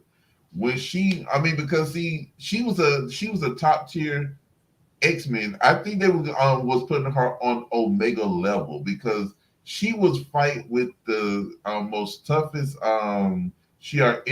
The only fight I can remember besides Juggernaut is she fought Gladiator. Knocked that man through like 9 walls. He knocked her through 2. She got up, dust off, and knocked him across the Look, I'm an X-Men nerd, so I'm sorry. I came over. No, I mean I get it. I love X-Men. Well, like I said, I like Blink in the show. Blink is adorable. Plus, I also Blink is good. I love Jamie Chung, and I always made me really upset. If you ever watch Once Upon a Time, I always was upset that Mulan was not into my girl from Brave. Because I thought that they made, what was her name? Merida. So Merida and Mulan, I thought were a really cute couple if they had played with that, because they made Mulan gay and Jamie Chung played her. Man, that would have been fun. That would have been nice. Blink was adorable. I like Blink. Yeah, Blink was always cool. I love, like, there were just a lot of characters. Like I said, when you're dealing with like Eclipse and all them, there's so many characters that have. I like the Eclipse stories. So I liked him, but I hated his powers because it seemed so weak. He was like a weak version of Cyclops. I'm just saying. I mean, he was kind of like a hybrid between Havoc and Cyclops. Like Cyclops, yeah. I mean, he was, but I mean, I'm not saying he's weak. His powers were, I love them, but I mean, we don't want to spoil it for you guys who have not watched it. Because if you guys didn't watch it, we don't want to spoil nothing. But yeah, I mean, Polaris, she was really what they really portrayed her to be bipolar for real. And I actually loved it. Well, she got on my nerves for a minute, but I actually loved Lorna. Lorna Dane was actually one of my favorites in the. But see, what I hated was when she got pregnant. It seemed like they really they played on her emotions, and it kind of took. Well, y'all just gotta watch it. Yeah, y'all gotta watch it. Yeah, it's good. But now, I mean, we have to find something to fill the charm void, because right now, Motherland Fort Salem is something that I am doing. I know it's on Hulu. I should watch it and catch up on it. You should, but this is the last season. Like It's they on canceled this Hulu, so I too. can catch it. I mean, they keep canceling everything, Kenny. It's making me mad. I feel like if they don't stop canceling shows, we gonna have nothing.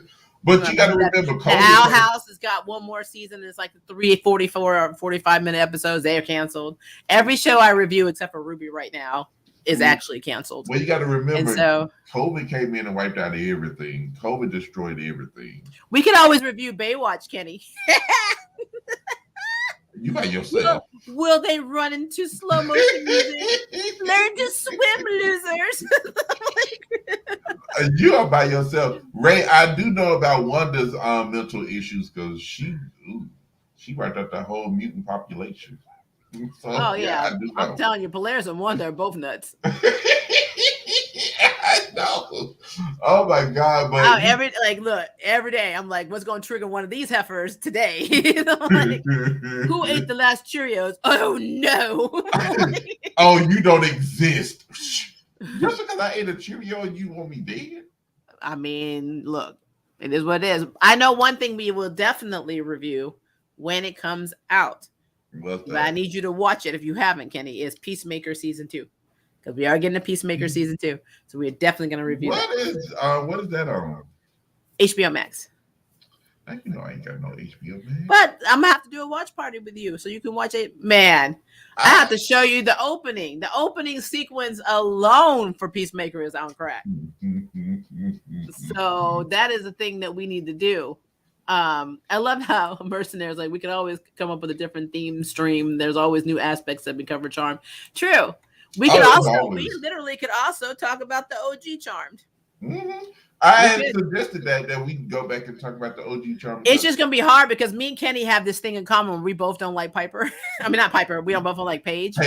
Oh no, you really don't. Paige, because Paige really annoys the shit out of me.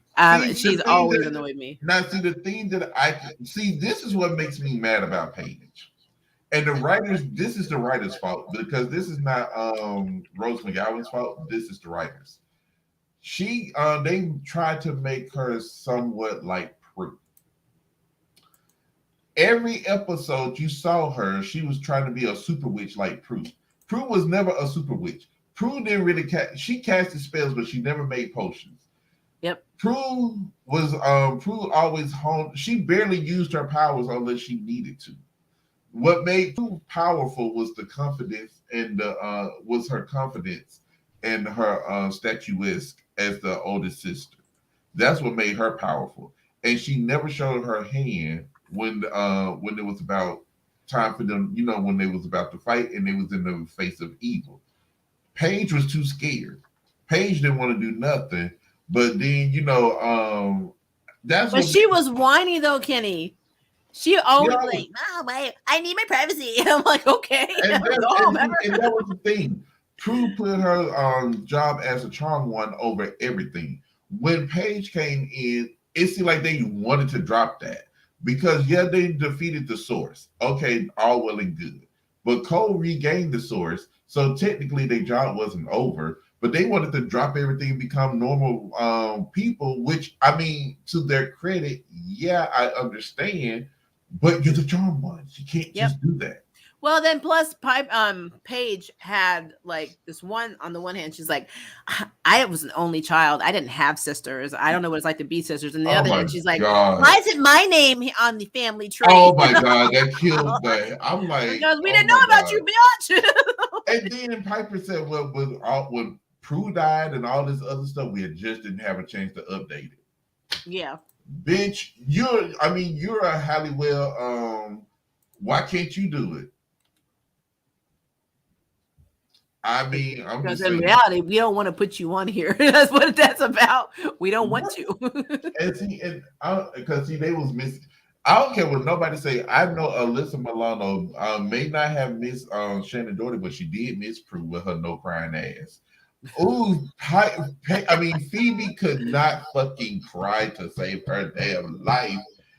She was like, it's like she was laughing.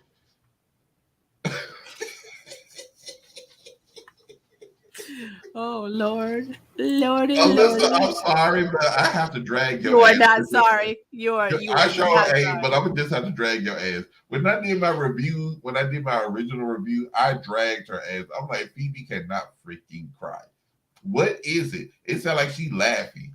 What is the point? Why are you even I thought she was just nervous. You know, when you laugh when you're nervous, you're like that people nervous going.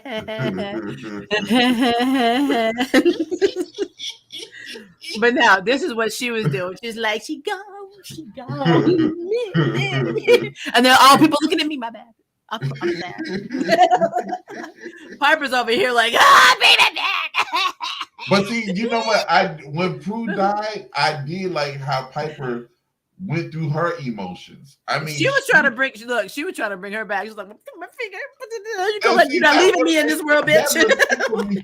That's what tickled me so damn bad. She was up in the damn attic for a full damn week trying to bring her back with the what the call lost witch spell, and you know Phoebe had to come up and say it hasn't. I mean, it hasn't worked now. What you makes you think it's gonna?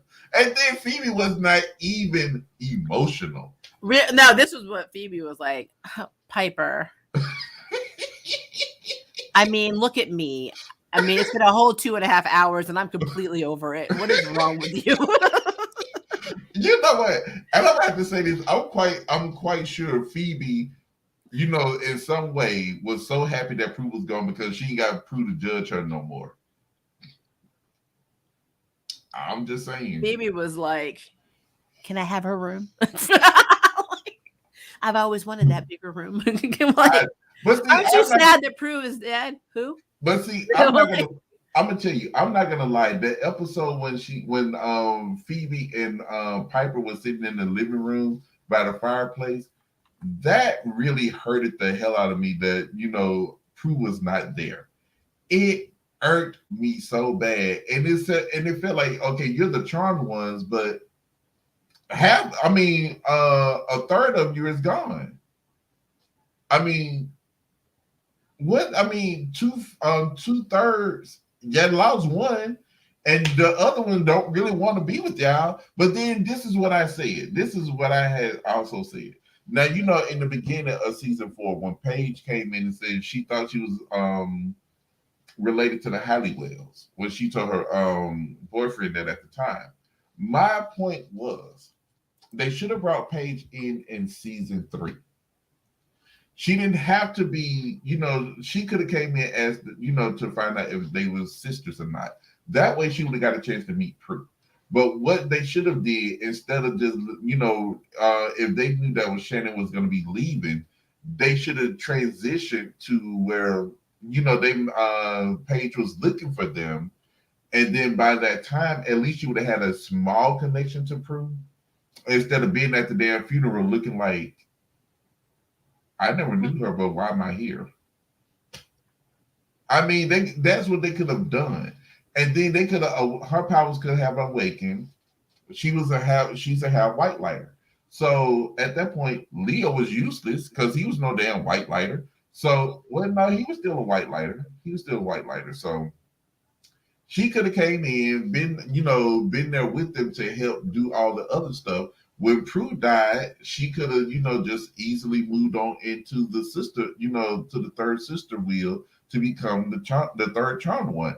That's how they should have did it. And I'm quite sure Paige would be well more received if they had done it that way instead of just throwing her down our throats like, oh, don't get me wrong, we do know about, you know, siblings being adopted and stuff, and, you know, being secretive and then coming to find their families. I understand that.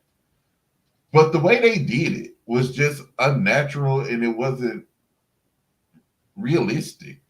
I mean, yeah, I feel like they really they had Piper, I mean Paige, I keep saying Piper, right? They had Paige come in automatically like the sisters owed her something because she was the one that was not raised. I'm like, I don't know if you know this, but that's our mama's problem. That was not ours. You need to go call her back and cuss her out because that had nothing to do with it. Because our mother is dead, and so is your father. And see, and that was another thing that got on my nerves. when Patty did come back in the episode when the girls when their mental state was turned back to children, it felt like when she came in and her and Victor were talking, she was like, "Oh, I wish we could have been together to raise the girls." So I'm thinking, like, are you talking about Paige or Prue? Yeah. Which one are y'all talking about? Because Paige don't belong to Victor. Nope. Her dad is Sam, the white And lady. Shannon ain't nowhere around. Never nowhere around. So I'm just saying. Well, he was missing her mama, so he kept getting drunk all the time because Patty was dead. Yeah, that whole situation. Now, I Technically, wish he we had dead too. in the reboot Charmed. I really wish we had more family members besides Josefina and Marisol and Ray, because it made it feel like Josefina has this huge family back in Puerto Rico that the girls never knew. They act like Dexter didn't have any family. So like when he died, that is the funny thing because when Maggie, because that's why I think Maggie was so close to Macy because she was the only thing that was left of Dexter.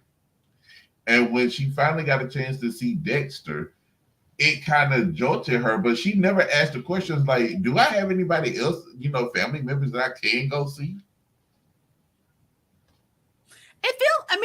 That was the thing I think I've always said, even back in season 1. It's like, do they just not have family? Like, well, the only family member we know was Josefina. Josefina came in and wanted to kick their asses. Yeah, well, they had Ray. Yeah. They had, I'm sorry, this is funny. I know I saw him when he came in. I'm already over I was like, we getting creative over here, guys. Coming in reporting. But I want to believe if the mother ran away, like they said, with the Book of Shadows from Puerto Rico. So Marisol ran from Puerto Rico. That means she had a family. And I still don't understand why she had to take the book. Now, we know. Now, remember, Marisol did have premonition. So maybe she foresaw some stuff that was going to happen. Maybe she foresaw she was the Charmed One's mother. Did her family know she had premonitions? And if so, couldn't she just said, "Hey, Mom, I had a premonition that I'm going to have the Charmed Ones. Don't ask me how. One of them's going to be a little sleazy. One I'm going to cheat to make. But they're all going to be charmed. And therefore, I need to take the Book of Shadows with me because they're going to come for you. So I don't want you to be in danger." And they'd be like, "Oh, you had that premonition, baby. Okay, you go live your life." But that's not what happened. And so it's weird that Josefina knew about them, but they didn't know jack about the family in Puerto Rico. But they knew they were Puerto Rican. So it's like it's really weird. It is really weird. Yeah, because when Josefina came in, she was ready to kick ass because she was looking for the damn Book of Shadows, and that was destroyed. But then it was funny how she came in and beat up damn Macy, but then all of a sudden after they found out they were cousins. But see now who is Josefina related to? Her brother or her sister? Because they're cousins. So Josefina, I'm assuming Josefina's mother or father is Marisol's sibling. That's what that's what I'm saying. Was it a brother or was it a sister? That's what I'm trying to figure out. I mean, we're never going to know that. I feel like that's something else I would have loved for season 5. I think we needed more family members. We needed more family. I needed more family. I needed these people to go to work. I needed people to actually follow through with what they said. If Maggie felt like her and Jordan were needy, they needed to and too dependent on each other, then that needs to be something that was addressed, especially when they lived together in an apartment. I needed Kayla to get a life. We needed more Marisol coming, bringing her ass from the dead to explain certain things. We actually did need to start having Marisol come back. We also needed I need Kayla to stop eating food off the street, but that's not going to happen. So, well, we needed Macy. There's a difference between street food and actually eating food from the street. Now, I was gonna say we did at least need one or maybe two cameos from Macy, and like probably one cameo per season until until the series finale, which has already happened. Yeah. But if they would have more, we could have got her toward the end of season 5 to come back, and because now she's the guardian of the damn tree. I don't care if you had to get a stand-in to look like Macy. Y'all could have at least had somebody to stand in for Madeline until she decided to come back. Yeah. Quite frankly, you could have just recast her with Kayla's actress. That's what. And see, you were hating with when I told you that you did not like my idea because you're like, well, what if Soul would have went? Oh my god! Well, now I told you then I was on board with it after I realized they were going to do something stupid with damn stem cells. I was like, yeah, I'd rather just be Macy, Yeah, because I was like, what they could have did was take Macy's soul, put it in somebody else's body. Well, no, I don't even want that. I want her to legit be the new Macy. Yep, she could have been. I mean, yeah, that would have been even. But see, we had to find somebody that would have been a little bit older because she had to be the older sister. Well, we don't know their real ages in real life because if you look at the OG Charmed, Piper was not the oldest. I know. Stretch. So it was Alyssa that was the oldest. Yeah, you don't have to look. You don't have. I mean, technically, Macy didn't look the oldest either. Honestly. Macy was damn tall, so that's why they gave her the oldest. Yeah, but Kayla's pretty tall too, and she 5'9", was like 5'9" or 5'8" or something.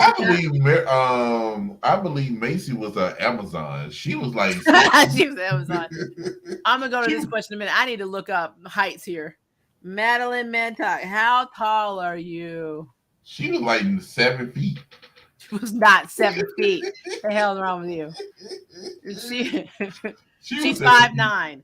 That is not 7 feet. I'm 6'1", so I mean, she looked like an Amazon. That thing looked tall as hell. That thing, Lord have mercy. What did I tell you? I told you stop. But let's about Charmed Lucy's. Well, while you can, let me go into the restroom real quick. I'll be right back. How dare you go to the bathroom? You don't know that. I can't hold it. I don't have on a diaper. Okay. I'll be back. So Lucy Barrett. Let's look at her height. Let's see here. Okay, this is a lie. They said she's 5'4". That is not true. That is not true. She is not 5'4". So I guess they don't know her height because that is not. She's got to be at least 5'7". I mean, she has to be at least 5'7", because that doesn't make any sense. All right. So how do we feel about the powers? Do we like the girls in the reboot original powers or the powers from the Black Amber? And how would you have advanced their powers from beginning to end?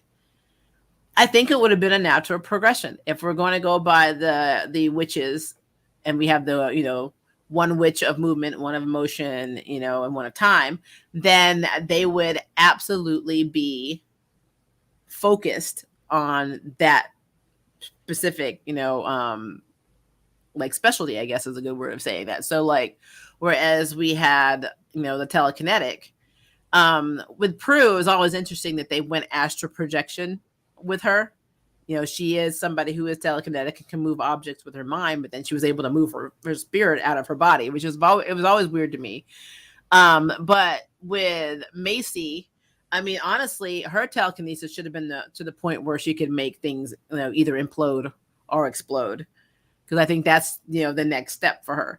If they would have kept her demon powers, which I think they should have kept, she could have been like Firestarter, telekinetic and like Firestorm at the same time. And that would have made sense to me. So I would have had her progress to where her stuff was so OP that, first of all, there'd be like no strain on her powers. So if she wanted to pick up the whole damn house, it would be nothing.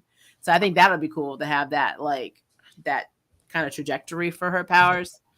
As for Maggie, I think Maggie just should, if she's the emotion witch, she should have been like at the point where she had her own version of Cerebral and X-Men and was just controlling people's shit in her mind. That's my point. See, that's what, because Phoebe had almost got to that point. That's why they went back, and that's why they went into the future to try to stop Phoebe, because when she killed, what's his name? I forget that man's name. When her, Prue, and Piper went into the future. to stop her from being burned at a literal stake. And then she did it anyway. Yeah. She was like, I think I just need to do it. I'm like, and this is why you're a fool. um but now, like, I feel like we're talking about progression, how we advance their powers. I feel like with Maggie, it would literally be a journey. Like when she started accepting herself and having more self-esteem, her powers got stronger, and she ended up being pretty much Professor X by the end of the day. Yeah. So I think that would have been very cool. And then, of course, when we're talking about my girl Mel, if you want to know how she would project her powers, she'd be a time jumper. She would jump through back and forth through time. Her powers would advance to the point where she could travel at will any point in history and time without a TARDIS. Now, I was gonna ask. Now, I love the time powers, but what? To be honest, what relevance would that really have when it comes to a fight, though? Depends. In every comic and every show or cartoon I've ever seen, somebody who had the ability to go back in time can fix mistakes before they happen. Which is true. Yep, and you keep going, and like think about Doctor Strange. He plays out battles and scenarios in his head over and over again to see the best outcome. Well, that would be what her powers would be able to do. Well, she could physically go back and see it. She could stand back and say, "Oh yeah, maybe I should have ducked right then." You know, Man, so a time variance ability is very OP. Think about it is. Stabbed, I was just trying to figure out for them in a certain situation. Well, think about if she was able to control it and be able to manipulate it for other people. How cool would it be if they got stabbed and her power automatically kicked in reverse time to unstab them? That's cool. That's some cool shit. I would have played with that. Piper would have wished she would have had that. Yeah, she would have been OP. If I had time powers, I would be uninventing this bot right here, who obviously is lost. Look, I wish I was actually Prue in the moment, because I would have definitely be throwing this person all around the damn room, knocking them upside the damn head or something. You know, like with. Oh, you remember that episode where Macy pulled down the damn pipe and literally hit somebody inside the head? Yeah, that was pretty cool though. I actually love that. Yeah, I love how when Prue would use her power, she squint a little bit. When Macy used her power, she looked pissed. I know, and that's what I loved about Macy, because it actually looked like she really was using telekinesis, to where Prue was like, do you got a headache or something? And then when she would right, and then when she would use her powers, she'll whoosh. I'm like, you don't need that much force. Yeah, like I said, it's interesting. For me, in general. I'm sorry, guys. I got so distracted. You ever had like a message pop up on your screen and it's just like, what? And then I just realized somebody sent me a message saying, I love seeing Asian Americans get ahead on YouTube. Wait. Don't you sure? You should be saying that about everybody. I think that they think I'm Asian American. Oh. Yeah. I'm like, okay. I'm glad I can do that for you, even though it's not true. I have 6 or 7% Asian in my body, and that is it. So now, that little portion of me that is Asian American or Asian in general. Thank you, but it is not what I claim. So, yeah. You're so silly. I was gonna say, well, I was like, at first I was like, is this real life? What's happening? Am I using a time ability? Like, you are crazy. I would have been like, look, I'm glad you can, advance Miss Asian, because I don't know about me. I guess I get left behind. I mean, us black folks always left behind. I mean, well, see, only part of me is left behind. The other parts are ignored. Like, won't care about your indigenous. Go back to the reservation. Well, that is true. We only talk about indigenous people now when Ezra Miller kidnaps us. I'm a fool. I know it. Dude, that is true. Now, I got to agree with you on that one. That is true. But, I wanted to see how Kayla's manipulation powers would have became more stronger. because like I was agreeing with you. She should be able to think of what she wants to do, what she want, and it should manifest. Yeah, I think that Kayla's ability to manifest should transcend her ability to do artwork. I Mhm. think that she should be able to manifest anything on command. I think that would be Yeah. very cool. She just thinks it. She's like the Q from Star Trek. She just creates it, and Creates then it, that's and it just completely OP. Yeah, I I would think have that's loved cool. that because see that would keep that would save her time instead of trying to sketch what she wanted and go into battle and trying to oh I need but I got she can have me. He's like, yeah. He's like, what happened? I just erased your wee wee. Like, um, So I mean it would have been just that much more easier. yeah, But it's like with Piper, in Charm. But I always thought they chopped off her hands. She just SOL. I Like, know, right? Because see, the thing is when it seemed like as the seasons went on, it seemed like she got tired of using that power because she was no effort or nothing. She was well, just Piper used to be like, yeah. well, Now when she she had first, carpal tunnel, and she's like, oh, I need my wrist guards. now you know what now this is what I really hated about what they did to Phoebe. They literally took her powers. I mean, no, they literally took the best part of her was her premonitions. Because we every time she would have a premonition, we would get to see it. Yeah. They retconned all that. We didn't get to see no Her, premonition. but I knew she was having a premonition when she looked like she had to take a shit. So, Yeah. oh my But gosh, then she's having a thing. but then when they took her powers when they took when the judges took her powers, when she did get them back, when she earned them back, she did one. You got to see her do one premonition, and that was it. You never seen it again. And then what made it so bad? People see now they want to talk about the charm ones not helping nobody in this iteration. Go back to season damn 6 and 7. Well, technically season 4 to was it no season 5 to season 8. Literally, Phoebe was not having damn premonitions because she couldn't find a man, or she was blocking her own abilities so she wouldn't feel love. But your powers are tied to your emotions, literally. And I'm sitting here looking at her like, you will risk the whole damn world because you can't find love. I mean, you have to understand that she wanted a baby's daddy. That's different from love. She Well, didn't that want is love. true. She She just wanted wanted the she baby back. wanted she wanted the sperm. So it's the thing. And it got on my nerves. But then they want to talk about the charm ones over here. They was talking about how selfish they were.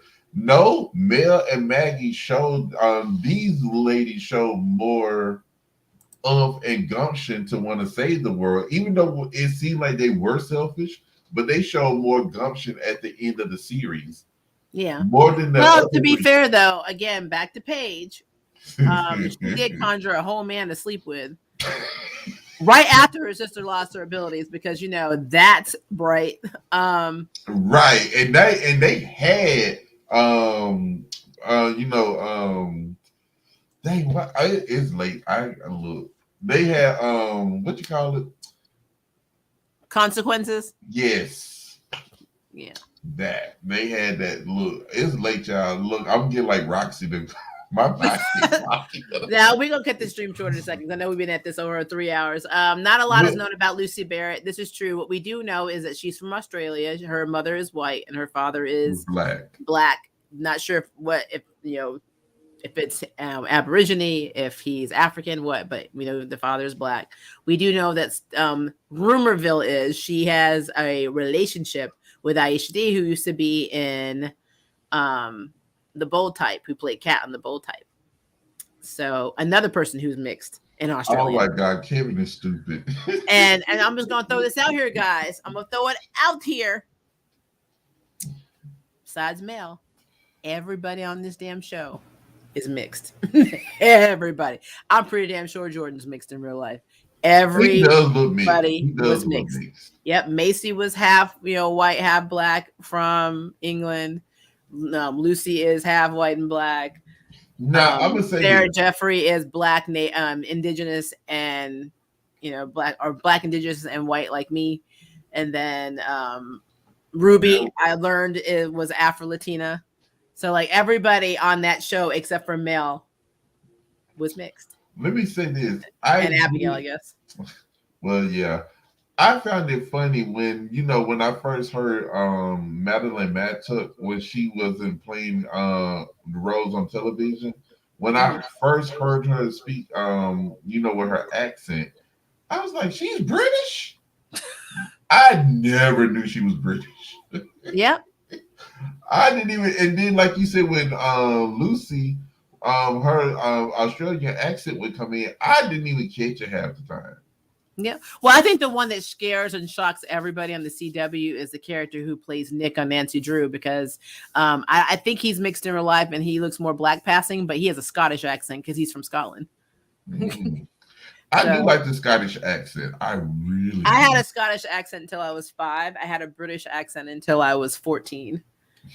People kept messing with me, so I just never did it. They'd be like, you talk funny. But that's what happens when your father is military and he's always at work and your British mother raises you. That's what it is. Me. I love the Scottish accent. The Scottish accent to me, it is so thick and I love I just can't I cannot get look, I just like it. I can't even explain it. I got you. I just like it. You don't got to explain yourself. You like what you like, man. You don't got a disclaimer. It's fine. A couple more questions and then we need to go because I know we're about to die. I gotta put this is funny. This is funny. Not Maria being an Asian American hero without being an Asian American. I represent. I will tell you, my 23andMe is on point. I keep telling you guys, I got Pakistani, I got Central Asian, I got Southeastern Asian, a little bit of Eastern Asian. I got like the stuff I never even thought about. I have freaking Russian. I will say though, one of my things I have to tell you that I'm in my feelings about is Jamaica, because you guys do not understand how happy I was when I thought that I was from the Caribbean. And I was from St. Elizabeth's Parish. And then I got in my feelings because, it was actually Chinese Jamaican. Oh, wow. Yeah, my DNA tracked to Chinese people living in Jamaica. Oh, wow. I was like, are you fucking kidding me? I'm like, you kidding me? I was like, are you kidding me right now? Wow. There is nothing wrong with that, but I looked at, when my dad was live, I looked at the picture, I'm like, this is your fault. That is your fucking fault. Oh, Lord have mercy. My mixedness is all over the place. It just really is. Because my grandfather, I know he had Apache roots, but to be honest, like full indigenous people have multiple indigenous roots, like different tribes. So that's just what it is. So I knew early on, and he was born and raised on a reservation. So that is a thing. But what? I would say you need to read Kevin's message before you click off. Because I've been sitting here looking at that one. Paige and Phoebe literally made Piper an escort. Yeah. I don't remember what episode that was. Yeah. Well, look. I don't remember the episode, but I know it's true. Charm did some shit. Like the episode where Piper was breastfeeding Wyatt. Is it Wyatt or Chris? I want to say it was Wyatt. Might have been Chris. And like to make a point, Phoebe like took all her clothes off and was like literally Lady Goodnight. Right. Oh yeah. I was like, okay. All right, cool. So they, well, hell, Piper was just, like swinging. She was a pole dancer. Remember, she got like, Coyote Piper. Yeah, yep. She basically was swinging from table to table and got her cooch in everybody's face. Yeah, yep. And leather is sweaty. Yeah. The only people who are monoracial are the first trio of Charm ones in the reboot, and they are not even blood related sisters. Soul sisters, yeah, but not blood related. You're right. Yeah, you are right.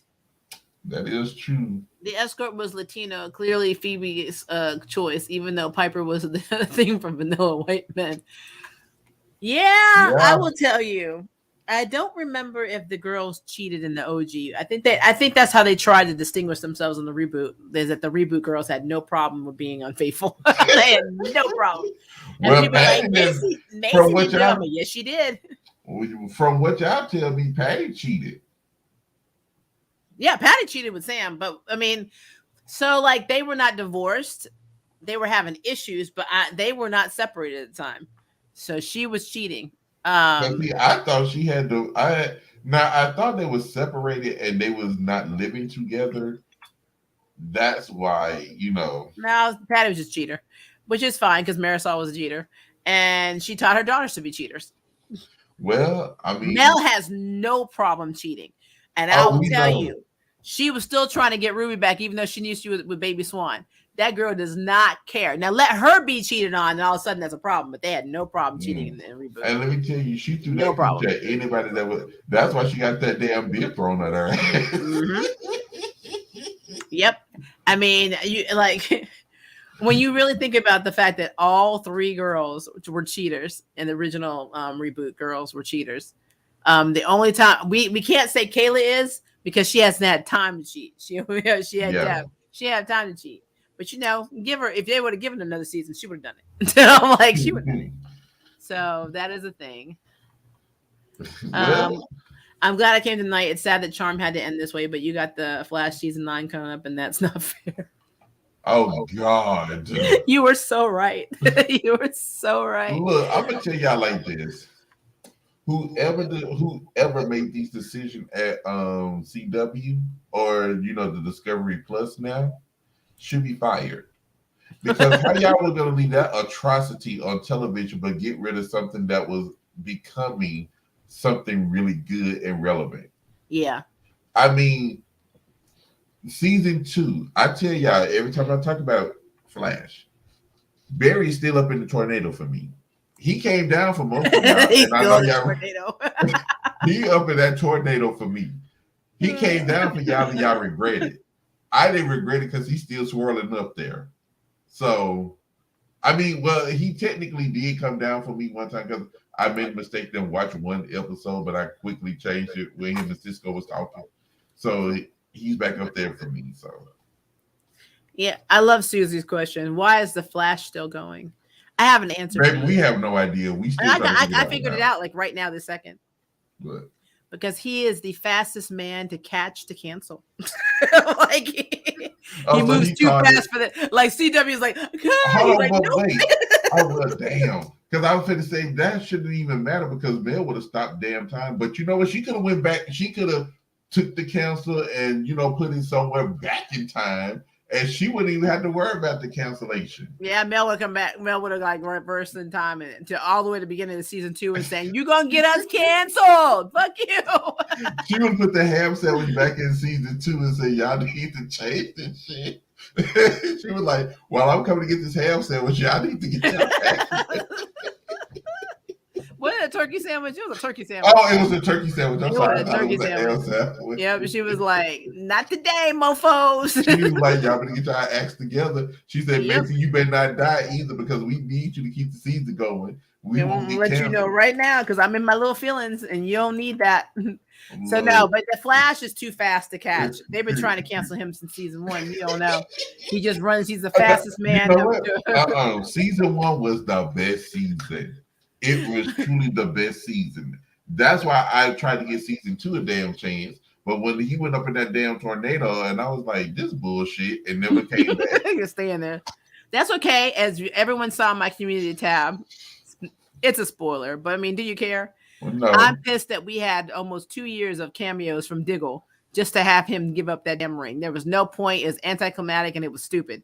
But it is what I've come to expect from this. Was he a Green Lantern? Was he a lantern? Yeah. He was going to be a lantern and he threw the ring away. And I'm like, what was the damn point to that? There was no point. So if they would get rid of Barry Allen's ass and bring Wally West in, maybe I would give it a chance because I like Wally over I would Barry. tell you, Bart is cool too, even though Bart is his son in the show and is not his son in the comics. Him and his sister kind of got on my nerves a little bit. Yeah, but I still think they're more entertaining than most people. Because I'm gonna tell you right now, Chester gets on my nerves a lot. I'm tired of this whole Chester Allegra shit. It's just slow burn. There are slow burns, and then there's somebody that didn't even set the candle on fire. So I'm like, I'm done with that.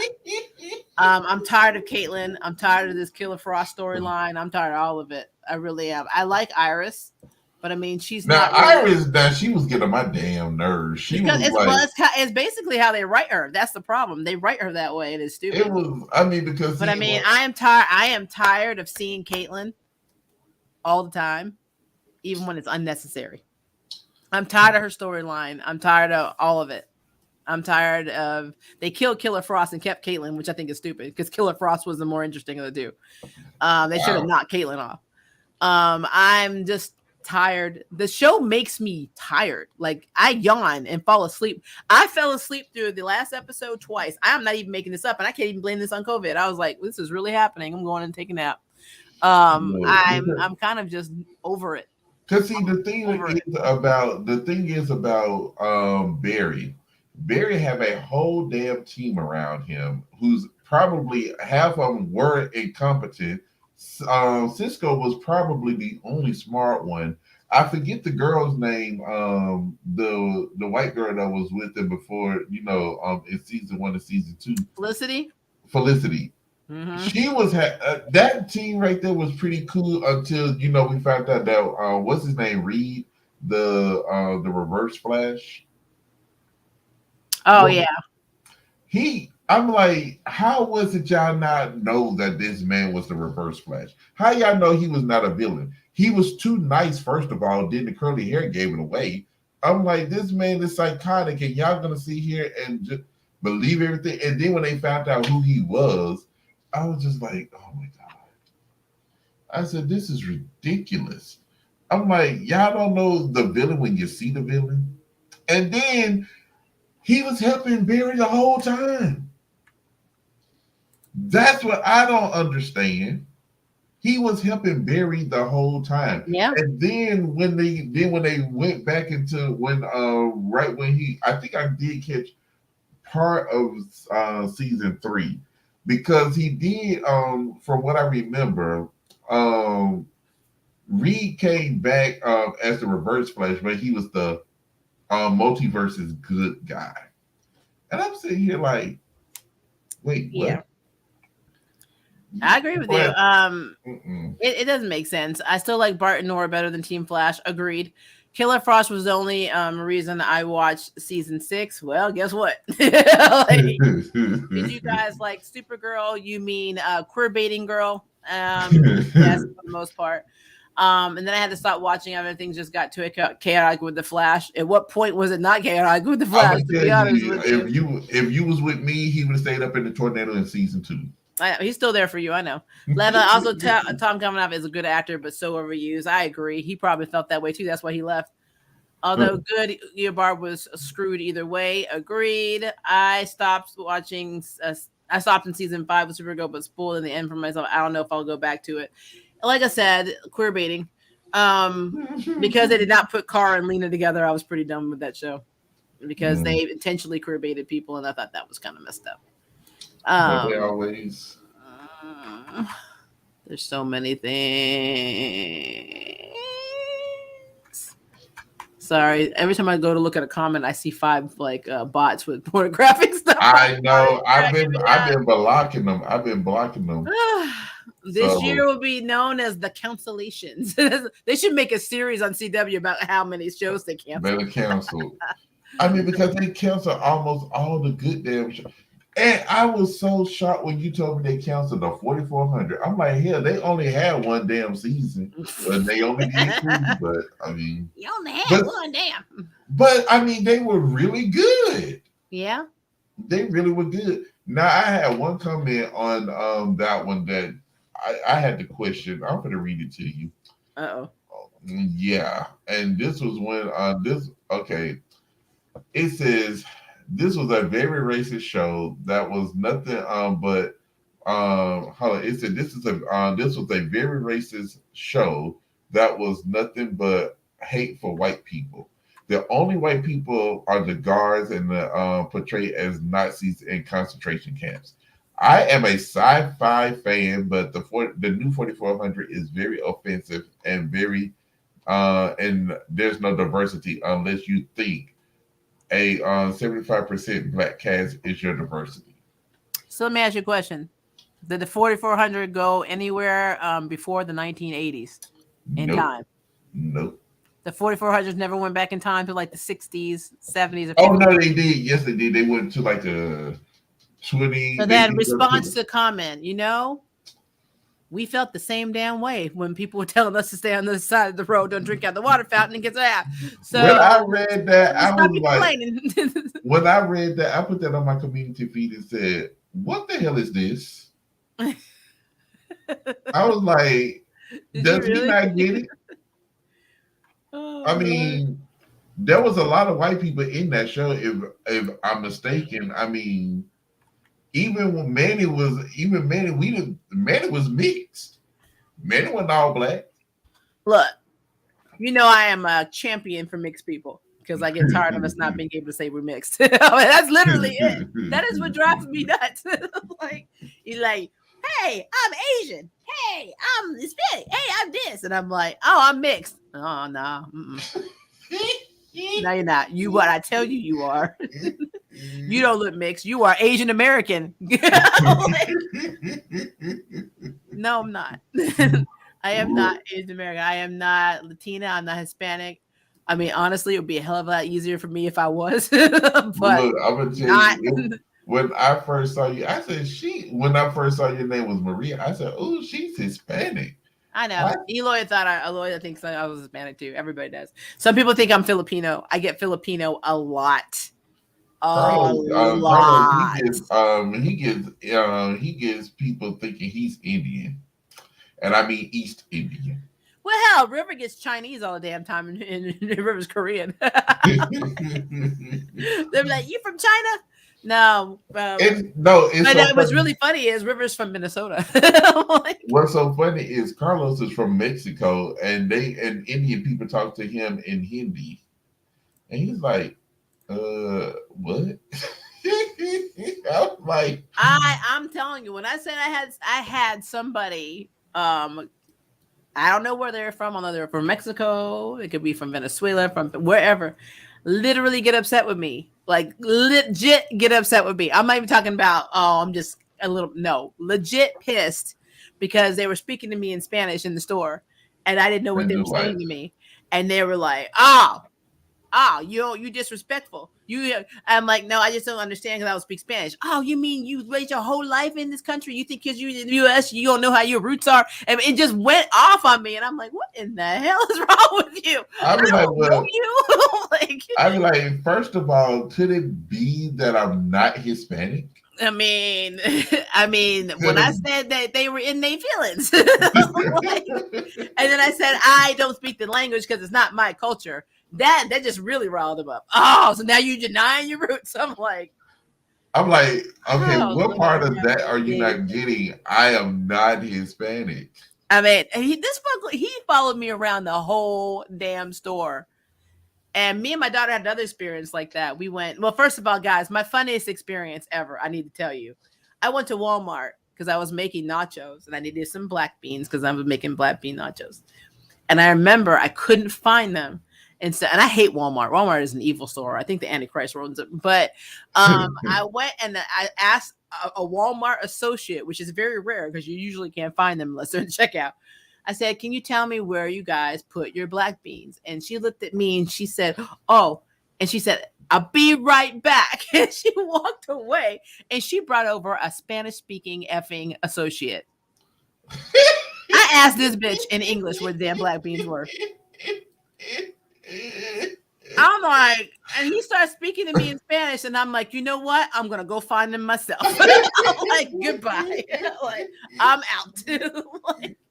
I'm like, I can't.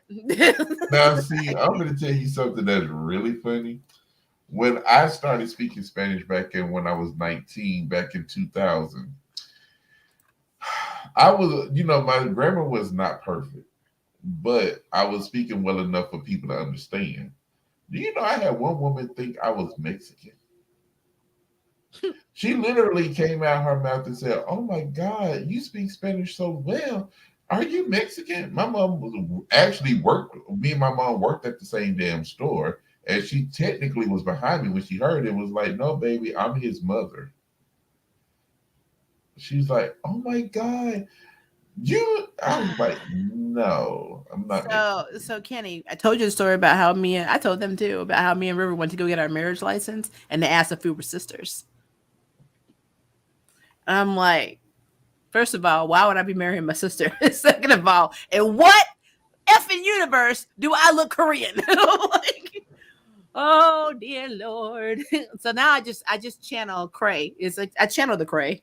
No, I just let you the Cray channel revolve incest around. now. No, I mean, I can't. you channel I incest. can't. I can't do it. I'm to the point now. People don't realize, how less of a blood pressure stress issue I would have if I just believed in passing. Because they'd be like, every time you talk to me, so you're this. Mm-hmm. Are you that? Mm-hmm. I'm whatever you need me to be. Like literally It seems like the world whatever you gets think I dumber. am. That's what I am. It seems like the world gets dumber and dumber by the hour. It does. It does. And so I don't want to be part of that dumb circle. I got enough problems when people drive and I just want to like yank Oh them my in. God, I want the that's power to another just like slam video. them on the side of the road. That's I don't want another people to video. die. I just want their cars to be totaled. Look, I thank God I can't drive no more due to my medication and my pinched nerves because I was this type of a driver. If you got in my damn way and you started driving really slow, I will picture in my head we were Mario Kart and I will bust your ass and I will keep going. I didn't care whether you hit a tree, a stop sign. I Damn. didn't care if the shell hit you. You get in front of me and act like you were in a funeral line. That's what would happen. But I couldn't I'm do okay it. with that. I'm okay with this situation. And But I I don't know couldn't. why. That's violent. Yeah, but I couldn't do it because I knew I would go to jail. So I was only thinking in my head. Especially if you actually were doing it to somebody who wasn't POC, and you're gonna go under the jail. You may not make it Oh, to jail. They gonna maybe kill you. I'll probably be dead on the spot. Yep. Yep. I've been dead on the spot.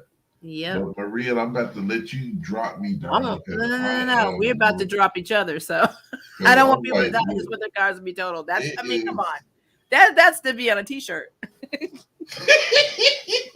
Hold on, wait. I don't want people to die just for their cars told to be told. That's what I said. I mean, what's the problem? Well, I don't share those sentiments. Look, if you get in my way and you drive slow, and I'm definitely trying my best to, get home. If I get road rage, you gone. I'm telling you this: road rage is completely acceptable when you're dealing with stupid people. And If this this is is your car and you're driving la la la, and then somebody's at 2 lanes over from you, and they decide to go like this, they need to be totaled. Your car needs to be totaled. That's it. look. That's what it is. I'm I not even don't gonna hit you. It just needs to spontaneously total. I look. don't want you to die. You just need to not have a car anymore. That's it. Look. I look. If you, I'm telling you, if you get in my way and I'm ready to get home, and you know that and you drive like.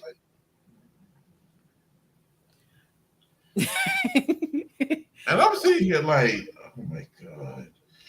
I Well, no, will. no, no, Kenny, just be real. Please don't be that driver that like pulls in front of your car or other person's car and then look at you like you did something wrong. Don't be that person. Oh my God. Don't do I've that. had that so Don't be many. that person when you're driving the speed limit. You go over the damn sidewalk to go around somebody because obviously you have no damn home training. So, Look, I've had that. no. I've had people jump in front of me and do me all like that. I'm like, My dog is in here with my brother. I know you guys just heard that. My dog was like, "Mama, this has been going on for 3.5 hours. You need to get the hell off this computer." I'm surprised River he didn't come in and beat me up tonight. Well, it's because we just talk so damn much when we're together. It's your fault. But it's fine because this was the last Charmed, and we just did. What the hell are you doing? This is how you know you've lost your mind. It's bedtime. You know it.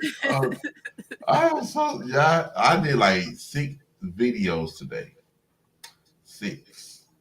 Did not even have a nap. I did not. You already you know what I had to do today, which I can't disclose, which is so effing stupid. I will do it and give a look like what the fuck is wrong with you, Shame. I do it too. River is like one of those drivers where if he's driving down the street and the person does this and starts honking, all of a sudden we're doing 10 miles an hour. We have slowed all the way down. And I'm just on my phone like, yep. This is happening. Look, my stepfather, he was one of those drivers that he would drive, and if he got behind you and you crawled into like a snail, he would definitely I'm like, I cannot ride with you. I hated riding with this man. Would do 90 on Surface Street. Oh damn! That's how fast this man would drive. That's problematic. That is problematic.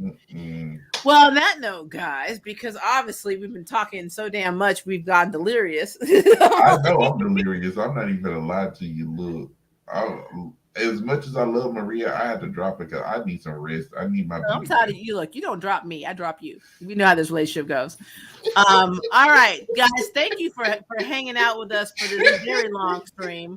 Also, thank you for putting up with the fact that there has been a secret, admirer popping into our stream. I know. I've been trying to, get the secret admirer out, but it always comes back. Yeah, it's problematic. If any of you guys want to be made mods on this channel, make sure to, not in this chat because this is going away. Make sure to put it in the comment section below so I can pick some mods out of you guys to deal with these special little visitors that nobody should ever have to deal with because it's just stupid. Oh my God, we are going to say goodbye to Charmed Reboot.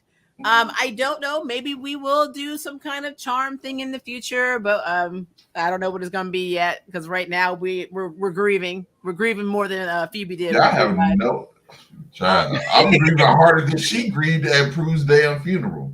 Not just at the mansion. I'm grieving harder than she grieved at the damn funeral. I mean, you know what that is. What it is. Okay, so I do have my Superman and Lois review coming up. It's probably going to be Saturday, guys, because I got so much voiceover stuff on Friday. I also need to be talking about Miss Marvel because I know that is being very controversial. It is. It's some people love it, some people dislike it, so we can talk about that. The first 3 episodes are already out. So we definitely have some stuff to talk about with that. And I also need to figure out our first kill review because that is a thing. I have not started watching the Umbrella Academy, guys. That's going to be Sunday for me. So I just got a lot to deal with this funeral and all this other stuff. So it's just been kind of hectic. But I know that you want to show everybody that Superman and Lois Blu-ray. You were dedicated. But we are going to take our delirious asses off of this stream. Yes, we got to because I need all of you to sleep out your damn. I mean, seriously, my brother is legit staring at me. He's standing right here staring at me, and the dog was in here staring at me a second ago. Like, that's how you know you got a problem. People just like looking at you. So, well, at least Carlos is asleep. He done went to bed without me. So my brother just said, "How you doing too?" and walked away. All right, guys, make sure again, if we did not address something, which is highly possible because we go off the rails sometimes, please put it in the comment section below. And if it is night for you, have a good night. If it's day for you, have a good day. Make sure to go over to Kennilo'sTV and subscribe to his channel for all his goodness. Make sure you hit the notification bell. If you have not subscribed to this channel, what is wrong with you? Why would you not? I mean, come on, almost 4-hour streams. Before we get out of here, Ray, I'm gonna kick your ass. I did not take away from the damn content. Don't you do me. But you better go buy my book though. Yes, because if you don't, then that's not consent. And with that note, guys, love you. Bye.